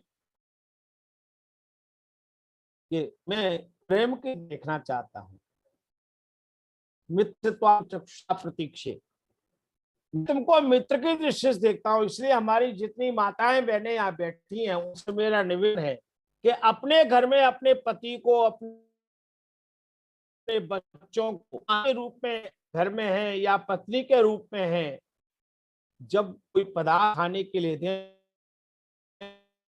तो उसमें प्रेम, जितने आप जब भोजन करने बैठे तो दोष दृष्टि नहीं डालिए, प्रेम दृष्टि रखिए। आंखों ने भोजन देखा, और देखते ही जब भोजन का भाग आपके मुंह के पास आया तो नाक ने अपना दूसरा काम किया, उसकी गंध को ग्रहण किया।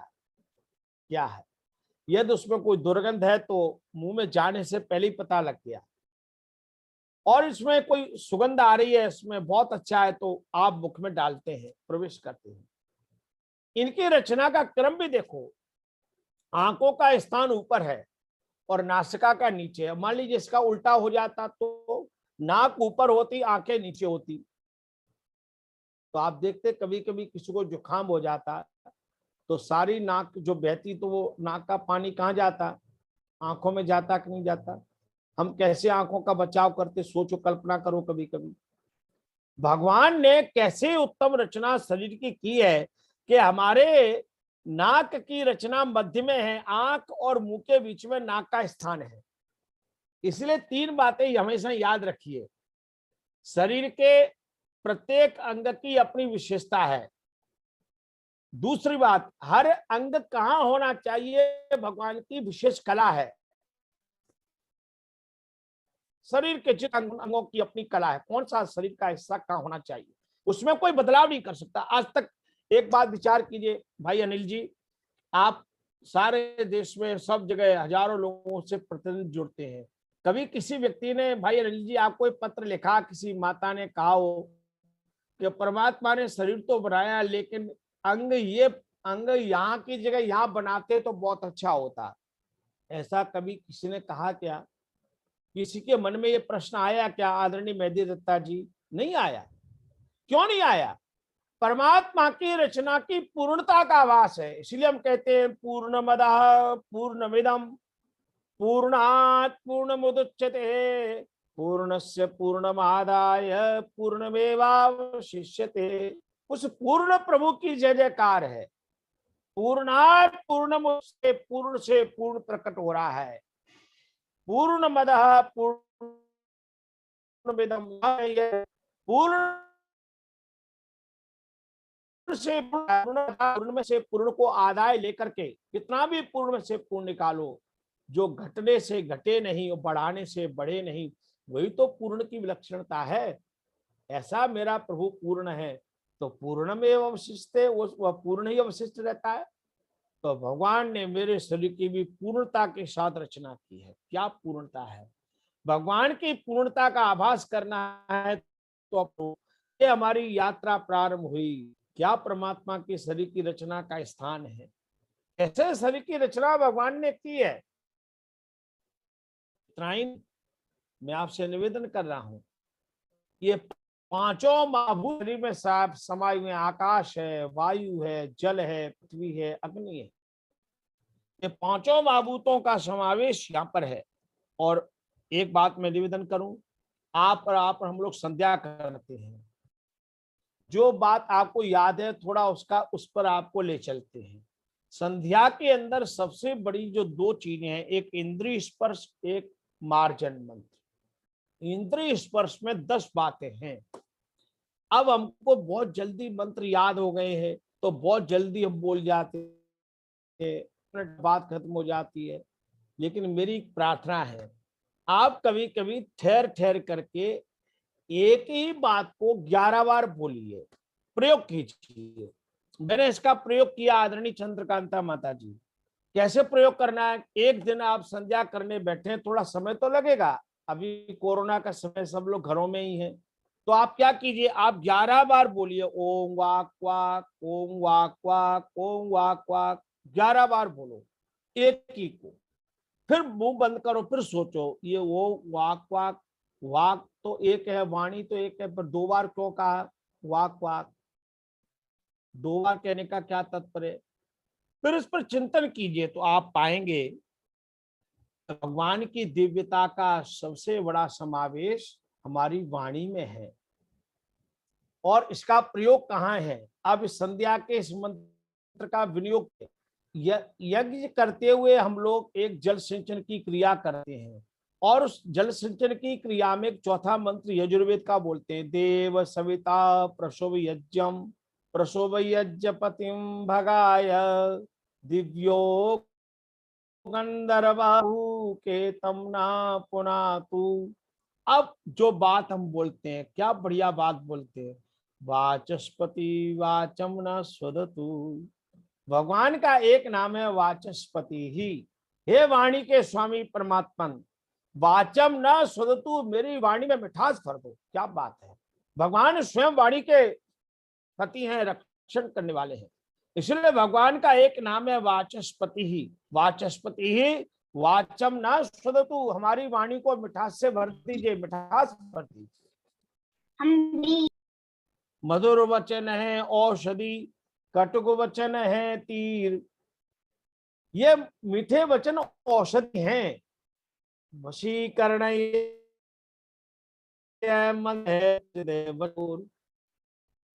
तुलसी मीठे मनते सुख उपजत चंगोर। ये मीठे वचनों से चारों सुख है। इसलिए यहाँ संध्या में वाक वाक कहा। मेरी वाणी और रचना मेरी पूर्ण आयु पर्यंत बलवती बनी रहे। शब्दोत्पत्ति करने वाली कर्मेंद्रिय वाक और तथा ज्ञानेन्द्रीय रसना का निवास स्थान जीव में है। जन्म के समय शिशु के रोदन से ही जीवित होने का प्रमाण मिलता है। वाणी में मधुरता, सत्यता, प्रियता होनी चाहिए। रसना से विविध प्रकार के स्वादिष्ट व्यंजनों की रचनाओं का परिज्ञान होता है। इस प्रकार वाणी और रचना का संयम समुचित प्रकार से सदैव सुकर है। अब देखो यहाँ 2 बार कहा, क्यों कहा 2 बार वाक वाक? एक तो वाक इंद्रिय है, बोलने का काम करती है, कर्मेंद्रिय है, और एक वाक जो रचना जीव है, जो स्वादेंद्रिय, उसका मूल भी इसके अंदर है। इसलिए ये 2 कार्य कर रहे हैं, बोलने का काम भी कर रहे हैं और इसके अंदर जो रसनेन्द्रिय है उससे रस का ग्रहण भी कर रहे हैं ज्ञानेन्द्रिय के रूप में। इसलिए वाचा बदामी मधुमध भूयासम मधुसंदृशा, वेद में कहा मैं वाणी से मीठा बोलूं, शहद की तरह से मीठा हो जाऊं। इसलिए हमारे संस्कारों में बालक के जन्म के समय सलाह का ये ओम क्यों लिखवाया गया? जीवा में ओम का भाव है। मधुर ओम का जप किए जा तू आधार उसका लिए जा मधुर ओम का जप किए जा तू आधार उसका लिए जा रटे नाम तेरा वो चाहूं मैं रसना सुने यस तेरा वो श्रवण चाहता हूँ रटे नाम तेरा वो चाहूं मैं रसना सुने यस तेरा वो श्रवण चाहता हूँ। ये भाव है ओम वाक वाक। ये दिव्यता मेरी वाणी में आ जाए। दुनिया में बोलना एक कला है, वाणी का तप है। योगेश्वर कृष्ण गीता के अंदर वाणी का तप का अनुद्वेग करम वाक्यम सत्यम प्रियम हितम चयत स्वाया व्यसनम चैव वाङ्मय उच्यते। ये दिव्यता है, ये वाणी के अंदर दिव्यता आ जाए। और वाणी में अग्नि तत्व की प्रधानता आदरणीय सचदेवा जी। अनुद्वेग करम वाक्यम, किसी को उद्विग्न करने वाले वचन न बोलो। अनुद्वेग करम वाक्यम सत्यम, दूसरा का सत्यम, तीसरा का प्रियम प्रिय, चौथा का हितम हितकारी, सत्यम प्रियम हितम चेयत, और 5वीं बात कहते हैं स्वाध्याय, और 6ठी बात की अभ्यसनम, उसका अभ्यास करना। यह वाणी का तप है, वाणी का अभ्यास करना। और वाणी के तप में एक चीज है मौन। हितम मनोहार दुर्लभम बचा, हितकारी और मन को अच्छे लगने वाले वचन संसार में दुर्लभ है। आप वाणी के योरान विभूषयन्ति पुरुषम हारान चंद्रोज्ज्वला न स्नानम न विलेपनम न कुसुमम नालंकृता मूर्धजा वाण्ये का समलंकरोति पुरुषम या संस्कृता धार्यते क्षीयन्ते खिल भूषणान सततम वाग्भूषणम भूषणम। वाण्ये का समलंकरोति पुरुषम, एक वाणी है जो व्यक्ति को समलंकृत करती है। हमारे भारत के माननीय प्रधानमंत्री अटल बिहारी वाजपेयी वाणी के धनी थे, क्या कुशल वक्ता थे।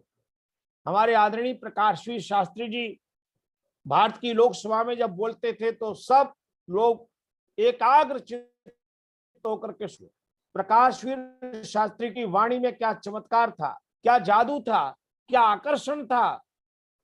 और हमारे वर्तमान के प्रधानमंत्री आदरणीय नरेंद्र मोदी जी की वाणी में कितना आकर्षण है। करोड़ों भारतीयों को वशीभूत करने की कला है।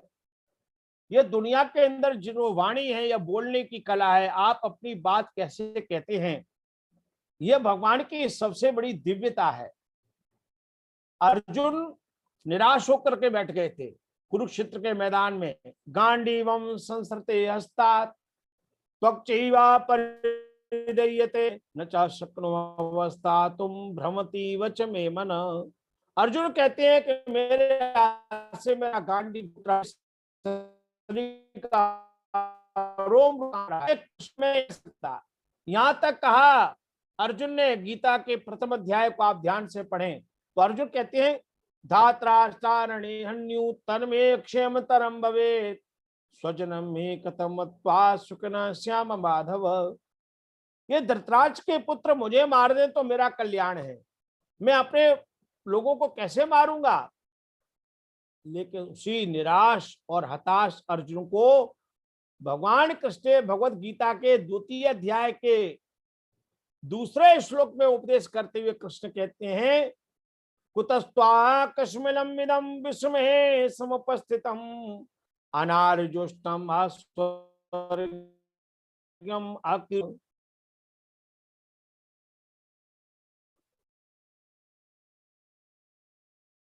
योगेश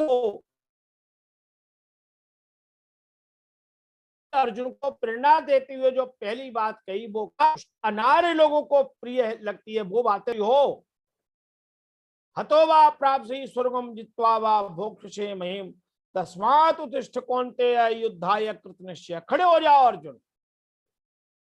और वही अर्जुन खड़ा हो गया और क्या कहता है गीता के अंत में। पूरे गीता के 18 अध्याय में 700 श्लोक हैं। और मेरी जब पोस्टिंग अहमदाबाद में थी तो मैं गांधी जी के साबरमती आश्रम में मैंने गीता पढ़ना प्रारंभ किया। प्रशंसा के लिए नहीं कह रहा हूं, मुझे 700 श्लोक की लगभग याद है।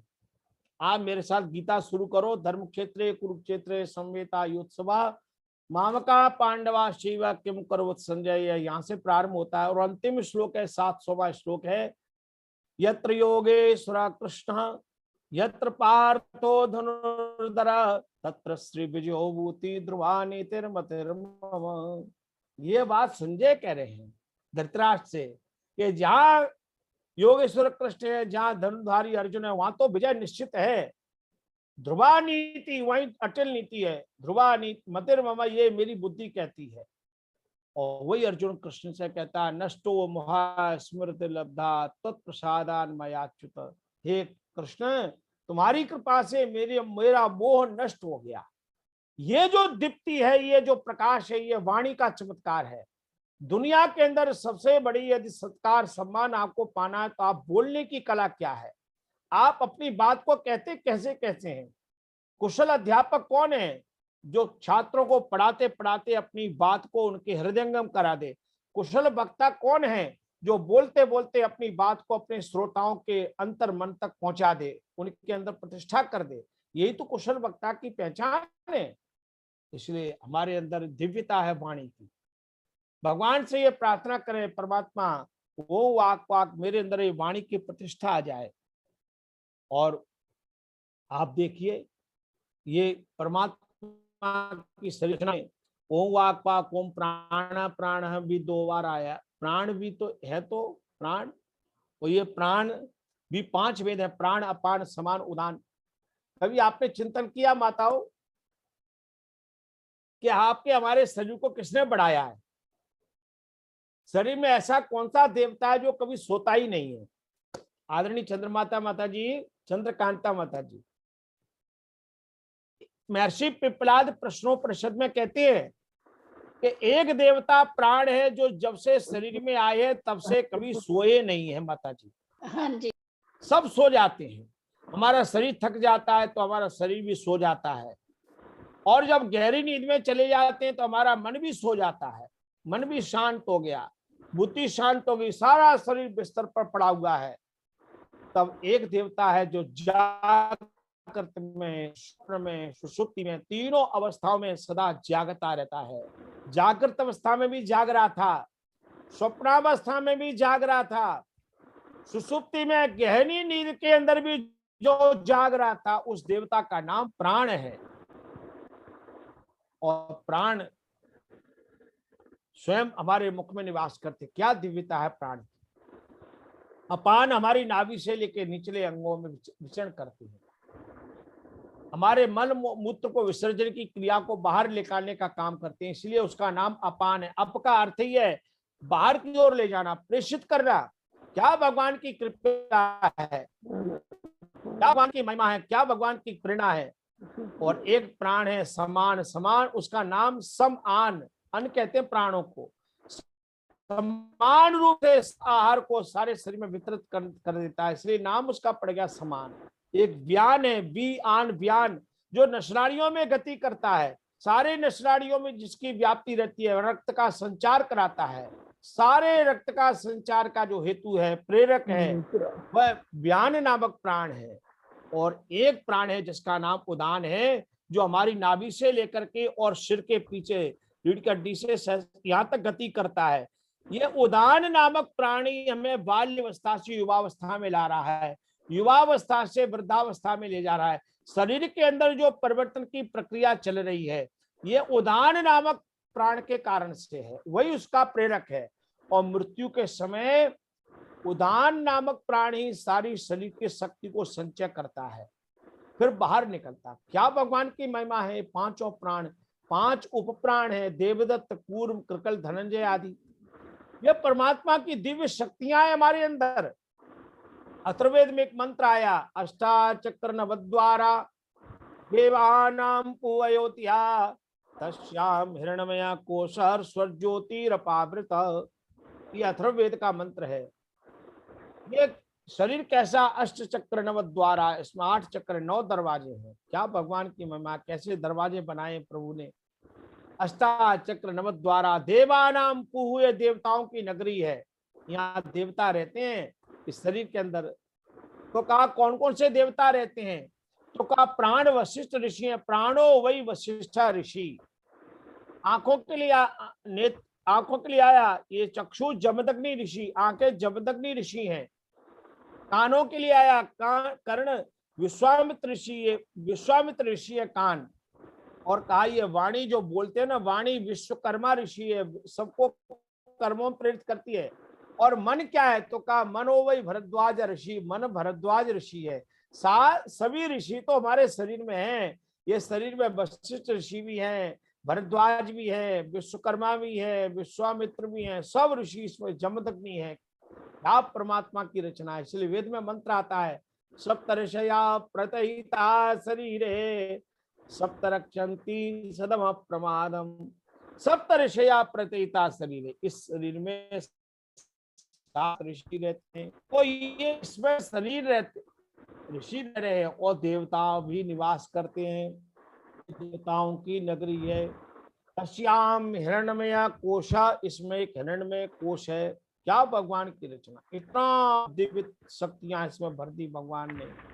तो इसमें एक दिव्यता की अगली बात कहें भाई अनिल जी, घड़ी तो मेरे हाथ में, लेकिन समय का अतिक्रमण हो तो थोड़ा आप इशारा कर देना, मैं वहीं बंद कर दूंगा। समय तो हो चुका है। अच्छा एक बात, 5 मिनट में समेट लो। अच्छा 5 मिनट में खत्म करता हूँ।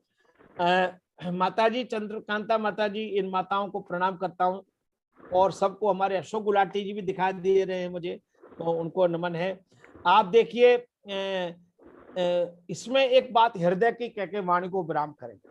देखो मैंने नेत्रों की बात कही ना, 5 ज्ञानेंद्रियां, 5 कर्मेंद्रियां, इन कर्मेंद्रियों में भी भगवान ने बड़ी विलक्षणता दी है। उसकी एक बात आपसे निवेदन करूं कि जब आप कर्मेंद्रियों की, ज्ञानेंद्रियों की विलक्षणता तो आप देख ही रहे, उसका अनुभव कर ही रहे हैं, और लेकिन आप 5 कर्मेंद्रियों में भी देखेंगे तो हमारी जो मल विसर्जन की जो गुदेंद्री है उसमें पृथ्वी तत्व की प्रधानता है, और हमारी जो उपस्थेंद्री है उसके अंदर जो जल तत्व की प्रधानता है, और पैर इंद्री है, हमारे पैर हैं, पाद इंद्री है, उसके अंदर अग्नि तत्व की प्रधानता है, और हमारे जो हाथ हैं, जिन हाथों करते हैं, इन हाथों में वायु तत्व की प्रधानता है, और हमारी जो वाक इंद्री है उसमें आकाश तत्व की प्रधानता है। इन 5 कर्मेंद्रियों में भी 5 तत्व हैं, और 5 ज्ञानेंद्रियों में भी 5 तत्व हैं। 5 प्राण की बात मैंने कह दी, और मस्तिष्क की बात कही, मस्तिष्क की। अब एक बात अंत में हृदय की। अब एक शब्द है हृदय, इसमें 3 अक्षर हैं। ये पहला अक्षर है हिरी, दूसरा है द, और तीसरा य। इसका नाम हृदय क्यों है? इसको आप अंग्रेजी कहते हैं। आप देखो ऋषियों, इनके नाम के अंदर भी उसकी महिमा छिपी है। तो यास्क ऋषि कहते हैं कि हृदय को हृदय इसलिए कहते हैं, ये 3 काम करता है, और ये इसका बोध इसके 3 अक्षरों से हो जाएगा। पहला अक्षर है ह्री, ह्री का अर्थ है हरति। दूसरा अक्षर है द, दा का अर्थ है ददाती। तीसरा अक्षर है या का अर्थ है याति। ये 3 काम करता है। हरति रक्त लेता है, हरण करता है, शुद्ध करके दा ददाती फेफड़ों को दे देता है शुद्ध करके, और या याति निरंतर गति करता है, क्रियाशील है। क्या महिमा है! ये 3 अक्षरों में हृदय की 3 विशेषताएं विद्यमान है। हृदयांतरिक्षम, ये हृदय मेरा अंतरिक्ष है। क्या परमात्मा की महिमा है! ऐसा हृदय की दिव्यता परमात्मा ने हमको दी है। अब हृदय की विशालता क्या है? हृदय में करुणा, दया, प्रेम, सहानुभूति, सरलता, ये दिव्य भाव हृदय में होने चाहिए। जैसे बादल बरसती, आजकल बादल गरज रहे हैं, बरस रहे हैं। अब मैं बोल रहा हूँ, मैं खिड़की से बाहर देख रहा हूँ तो खूब बादल बरसने की, गरजने की आवाज सुनाई दे रही है। रसमति रसयति रसा विशाला, विवलति चपल पयोधर्माला, भवति सपति जनताप विलयनम, मृग्यति मृगपति रूपरिनिलयनम। जैसे बादल आसमान में गरजते हुए वर्षा करते हैं, वृष्टि होती है, धरती माँ को जल से भर देते हैं, और कभी कभी तो अतिवृष्टि हो जाए तो बहुत बड़ी हानि भी कर देते हैं। जैसे हमारे भारत के बहुत से प्रांतों में जहाँ अतिवृष्टि हो रही है, महाराष्ट्र के अंदर, बिहार के अंदर, वहां बहुत जन हानि भी हो रही है, पशुओं की हानि हो रही है, संपत्ति बर्बाद हो रही है। लेकिन याद रखो, हृदय से भी वर्षा होनी चाहिए, करुणा की, दया की, प्रेम की। तो मैंने आज अपने अंदर की जो दिव्य शक्तियां, उनका चित्रण आपसे किया। भगवान ने ये दिव्यता मेरे अंदर दी है। तुम्हारे दिव्य दर्शन की मैं ये इच्छा लेके आया हूँ, पिला दो प्रेम का अमृत पिपासा लेके आया हूँ। जगत के रंग सब फीके, तू अपने रंग में रंग ले, मैं अपना ये महाबदरंग माना लेके आया हूँ। तुम्हारे दिव्य दर्शन की मैं ये इच्छा लेके आया हूँ। भगवान के दिव्य दर्शन की इच्छा लेके आए हैं। भगवान का नाम स्वयं दिव्य है। शन्नो देवी रवस्ते, भगवान स्वयं देवी है, दिव्य है। भगवान की सृष्टि में दिव्यता है, हमारे शरीर में भगवान की दिव्यता है। आज हमने उसी दिव्यता का थोड़ा सा अनुभव किया, चिंतन किया। आइए हम इस दिव्यता में डूबें, इस दिव्यता में स्नान करें, इस दिव्यता से पवित्र हो जाएं और अपने जीवन का निर्माण करें। इन शब्दों के साथ ओम शांति शांति शांति। बहुत सुंदर प्रवचन। बहुत ही सुंदर, अति विलक्षण। बहुत धन्यवाद बहुत आचार्य प्यारा। चंद्रशेखर शर्मा जी ग्वालियर से। अनिल जी, ऐसे लग रहा था जैसे क्लासरूम के अंदर एक टीचर पढ़ा रहा है और एक एक चीज आपको अच्छी तरह समझा रहा है। बहुत बहुत अच्छा, बढ़िया। बहुत एक घंटा बढ़िया, 5 मिनट बीत बहुत गया, पता ही नहीं बढ़िया। चला।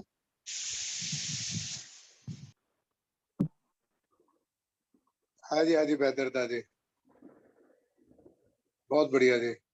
हो गया बहुत अच्छा लगा। मैंने कहा जैसे क्लासरूम के अंदर कोई टीचर पढ़ाता है ना, एक एक चीज समझा के बताते हैं, वही लग रहा था आज की क्लास के बहुत अंदर बहुत बैठे धन्यवाद सभी का। इससे पहले कि 2-4 नमस्ते भजन आप लोगों के हो। आर्य साहब, नमस्ते। मैं कृष्णमुखी बोल रही हूँ। हाँ जी आर्य साहब, मैं कृष्णमुखी बोल रही हूँ। नमस्ते भाई साहब। नमस्ते जी। हाँ नमस्ते माता कृष्ण मुखी जी, नमस्ते जी। कार्यक्रम, हाँ नमस्ते जी। अब मैं आज के कार्यक्रम के अध्यक्ष मुंबई आर्य बसपा के महामंत्री श्री अरुण अब्रोल जी से प्रार्थना करूंगा और उद्बोधन मार्गदर्शन आशीर्वाद है। उसके बाद होते भजन क्या रहेंगे। आइए अरुण जी।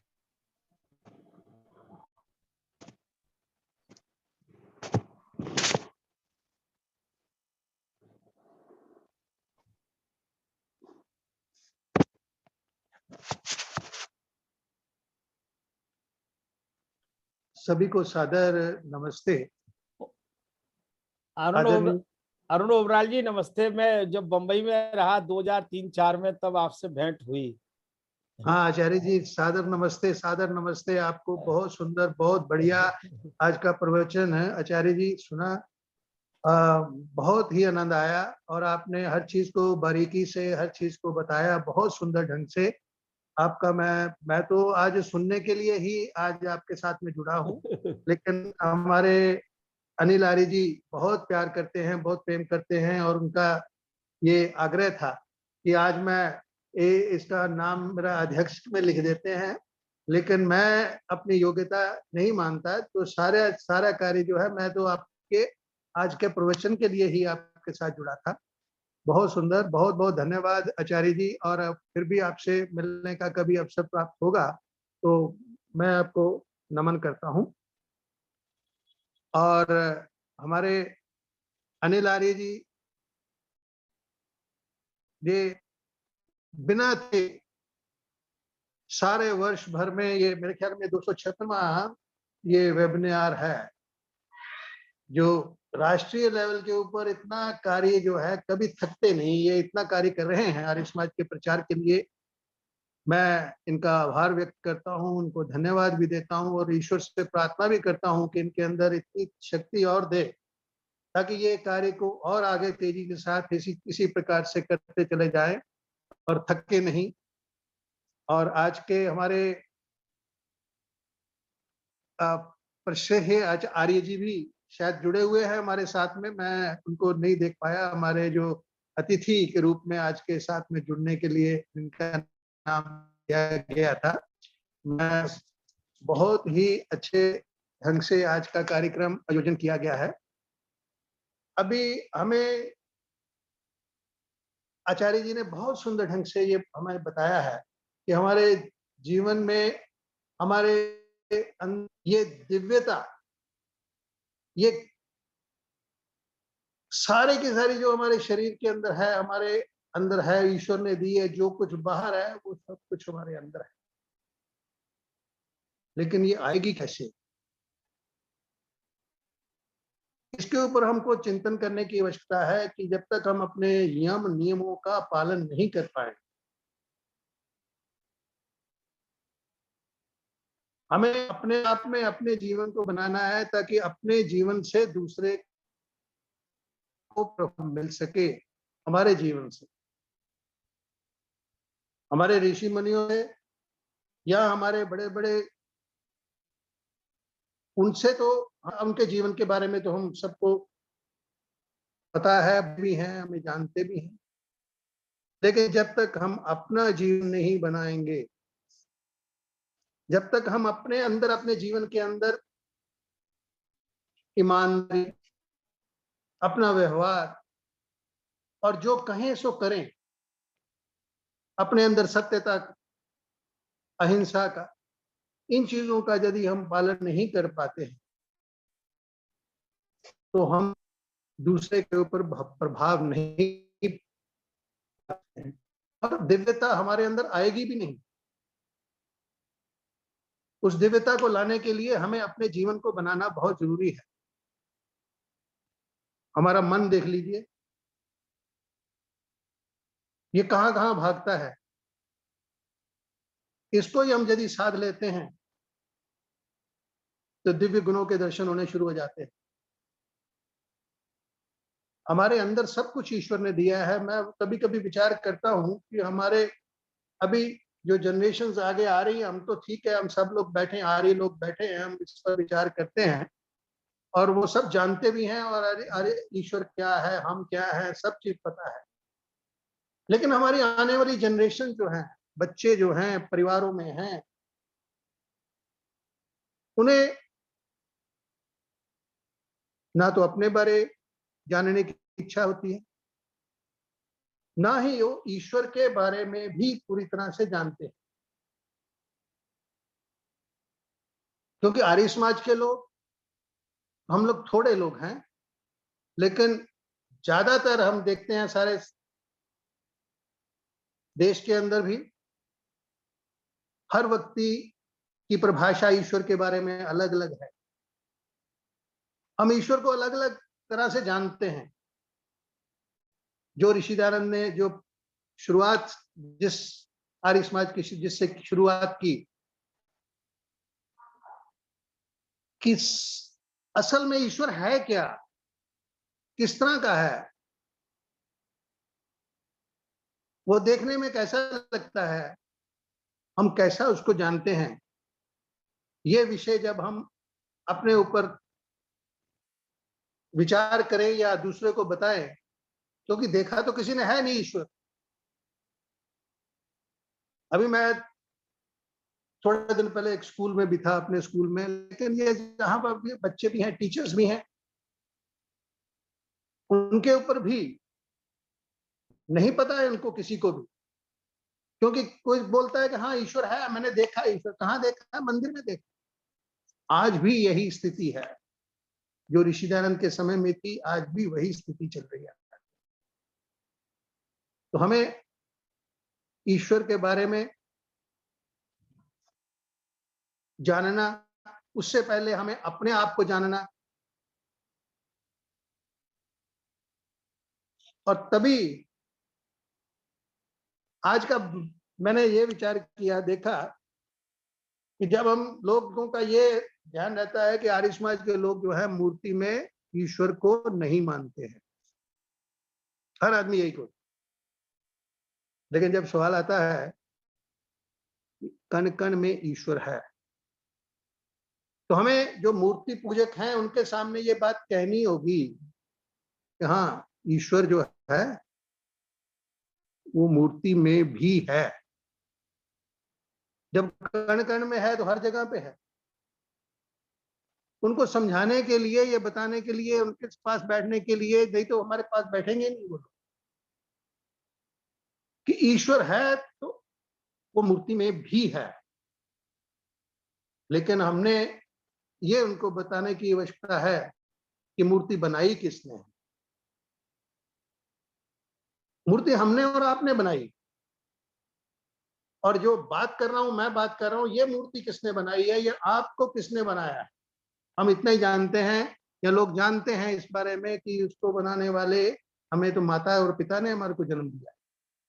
उन्होंने हमारे माता को पूछेंगे, माता कहेगी कि मैंने जन्म तो बेटा तेरे को जरूर दिया है, लेकिन मैं जानती नहीं कि तेरे को कैसे बनाया, किसने बनाया, कैसे बनाया, मैं नहीं जानती। बनाने वाला जो है हमारे अंदर ही बैठा था, और उसने ही तेरा निर्माण किया है। और वो ईश्वर मेरे अंदर बैठा है, मैं भी अंदर हूं, और मेरा ईश्वर मेरे अंदर बैठा है। हम वो वाले ईश्वर से तो बातचीत नहीं करना चाहते।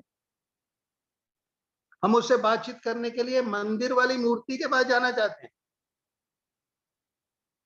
उससे बात करना चाहते हैं, उससे वहां जाकर के बात करने की कोशिश करते हैं। लेकिन हमारे अंदर जो ईश्वर ने मूर्ति बनाई हुई है और उसके अंदर खुद बैठा हुआ है, और जिसमें मैं भी बैठा हुआ हूं, उसके साथ हम बात करने के तैयार नहीं। हमने उससे बात ही नहीं करनी।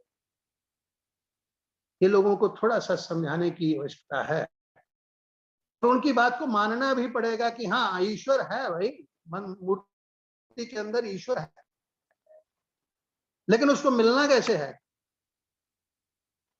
और किसको मिलना है। तो ये थोड़ा सा हम यदि डिफरेंस थोड़ा सा कम करने की कोशिश करेंगे लोगों के अंदर, ये समझाने की, तभी हमारे पास में लोग आकर के बैठना शुरू करेंगे।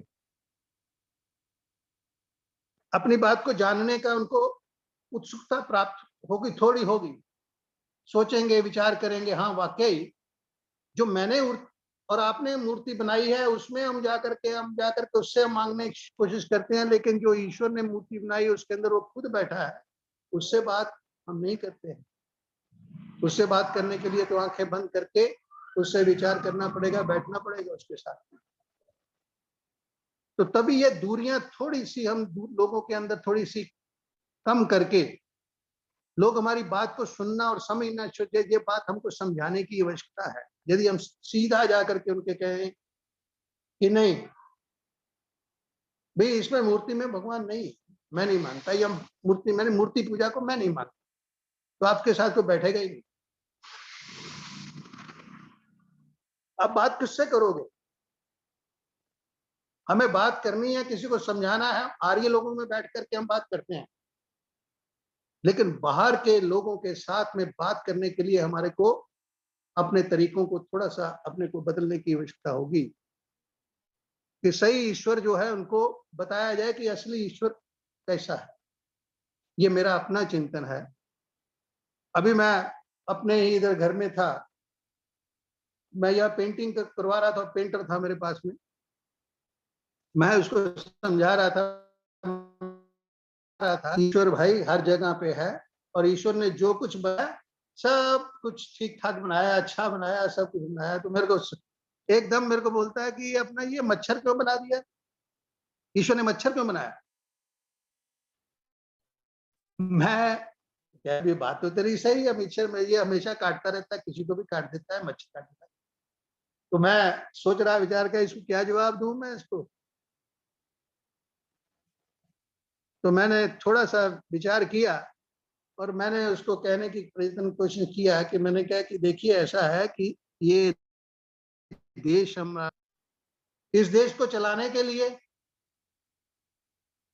हमारे को राजा की आवश्यकता है, प्रधानमंत्री की आवश्यकता होती है, और प्रधानमंत्री को जल सेना भी चाहिए, थल सेना भी चाहिए और वायु सेना भी चाहिए। उसके बाद में सीआरपी भी चाहिए, पुलिस भी चाहिए, सिक्योरिटी भी चाहिए, हर प्रकार का उसको प्रबंध चाहिए, सारी चीजें चाहिए। लेकिन परमपिता परमात्मा ईश्वर जो है वो सारी सृष्टि को चलाता है। कितनी सृष्टि को चलाता है, उसको चलाने के लिए भी तो जल सेना चाहिए, थल सेना चाहिए, वायु सेना चाहिए, उसको भी सब कुछ चाहिए। ये मच्छर जो है ये उसकी सेना है। आज जो कोरोना हमारे बीच में चल रहा है ये भी उसकी सेना ही है। जहां उसको जो क्योंकि उसका संसार को बनाना, संसार को चलाना, संसार को बिगाड़ना, संहार करना और हमारे कर्मों का फल देना, जो ईश्वर के मुख्य कार्य है। तो मैं समझ क्या कहने लगा, ठीक है ये बात, उसकी बात समझ में आ गई। हमें अपनी बातें जो है अपने आम लोगों के साथ में थोड़ी सी करने की अभी आवश्यकता है, तो लोग हमारे साथ बैठेंगे, विचार करेंगे, नहीं तो हर बात को वो काटने की आवश्यकता करते हैं।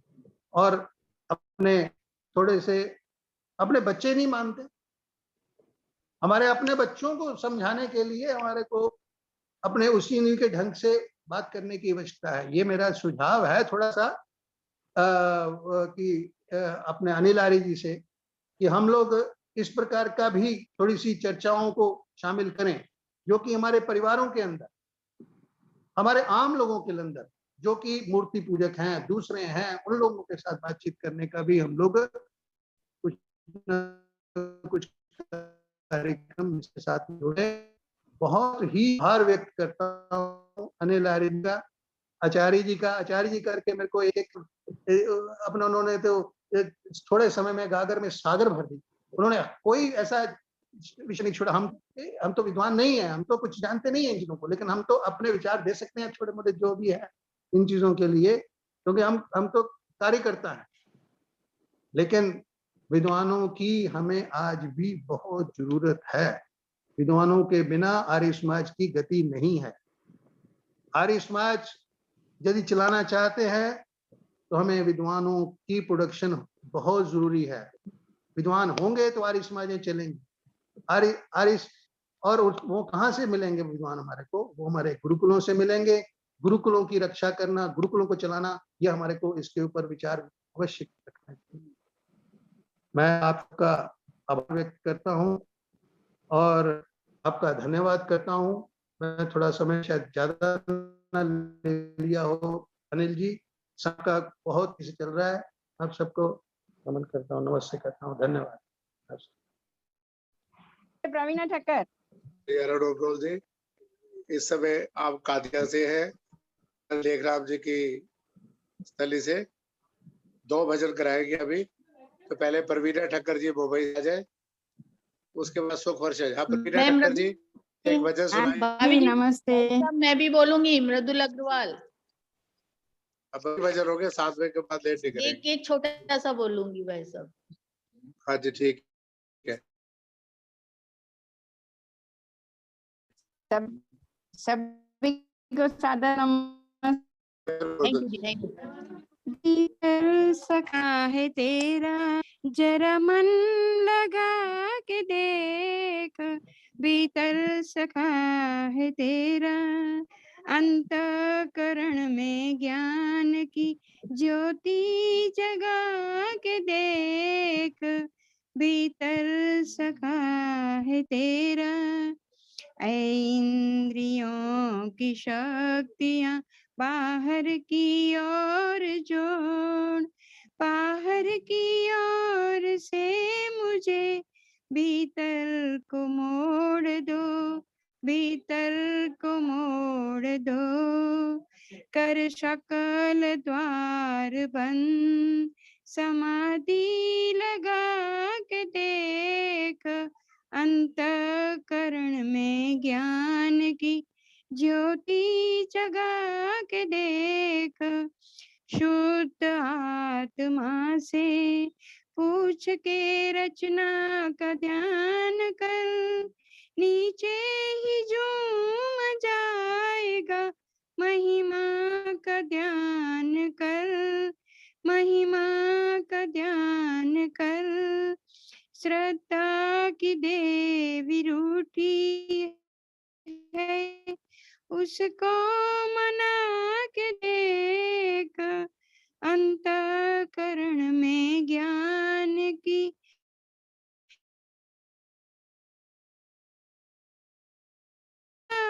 देख। मिर्चा सुख इन सही उपाय से मिलता नहीं कदापि। अन्योन्य उपाय से, अन्योन्य उपाय से ईश्वर की वाणी वेद। ऐ आजमा के देख। अंतःकरण में ज्ञान की ज्योति लगा के देख। भीतर सखा है तेरा। बहुत बहुत धन्यवाद। अरुण अरुण जी, बॉम्बे से प्रवीणा ठक्कर, नमस्ते। नमस्ते भाई साहब। नमस्ते भाई नमस्ते साहब। जी, आइए मृदुल अग्रवाल जी, हाँ जी, एक स्वागत है। छोटा सा भजन हमारे महर्षि दयानंद के ऊपर मैं बोलना चाहूंगी। जगत को जगाने दयानंद आओ, जगत को जगाने दयानंद आओ।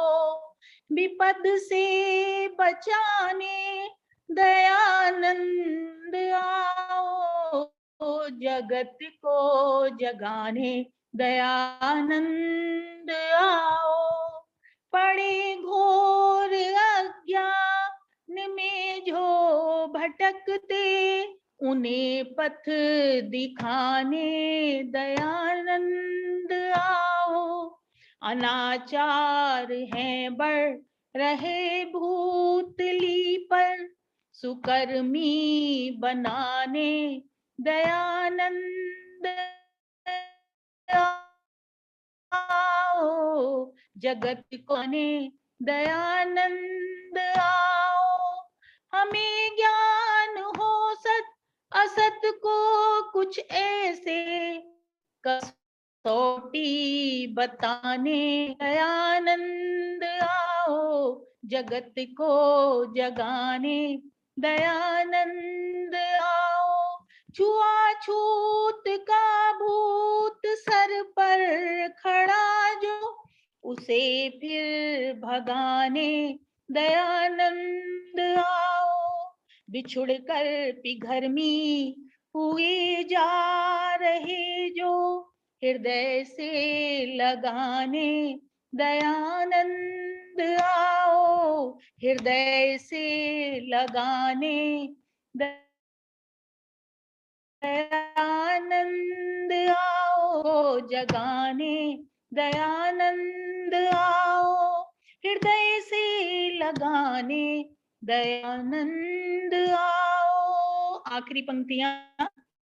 प्रभो वेद दिव्य संदेश लेकर अभिला मिटाने दयानंद आओ। बहुत दिन से है स्वामी तेरी परीक्षा प्रतीक्षा। बहुत दिन से है स्वामी तेरी प्रतीक्षा। निराशा मिटाने दयानंद आओ। निराशा मिटाने दयानंद आओ। जगत को जगाने दयानंद आओ। जगत को जगाने दयानंद आओ। ओम ओम ओम। बहुत बहुत धन्यवाद भाई सबका। बहुत बहुत धन्यवाद अग्रवाल जी। मृदुल जी भजन भेज देना। सुशांत अच्छा को जी। बोलना। हाँ जी। थैंक यू व्हाट्सएप पे भेज देना। बहुत अच्छा लगा। प्रेमलता गुप्ता जी बहुत कुछ कह रही है। ठीक है, भेज दूंगी। धन्यवाद जी।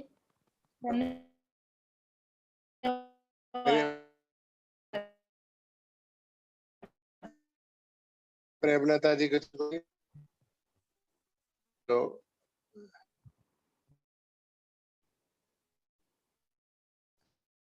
परवीन से प्रार्थना करूंगा गाजी से। धन्यवाद और शाबाश करें। 30 तारीख 30 जुलाई को शाम 5 बजे फिर मिलेंगे नए विषय के साथ। और तो कार्यक्रम अगस्त के 5-7 होंगे सारे बच्चों के। परसों आपको मिल जाएगा, लिंक रहेगा। परसों 5 बजे मिलते हैं। आए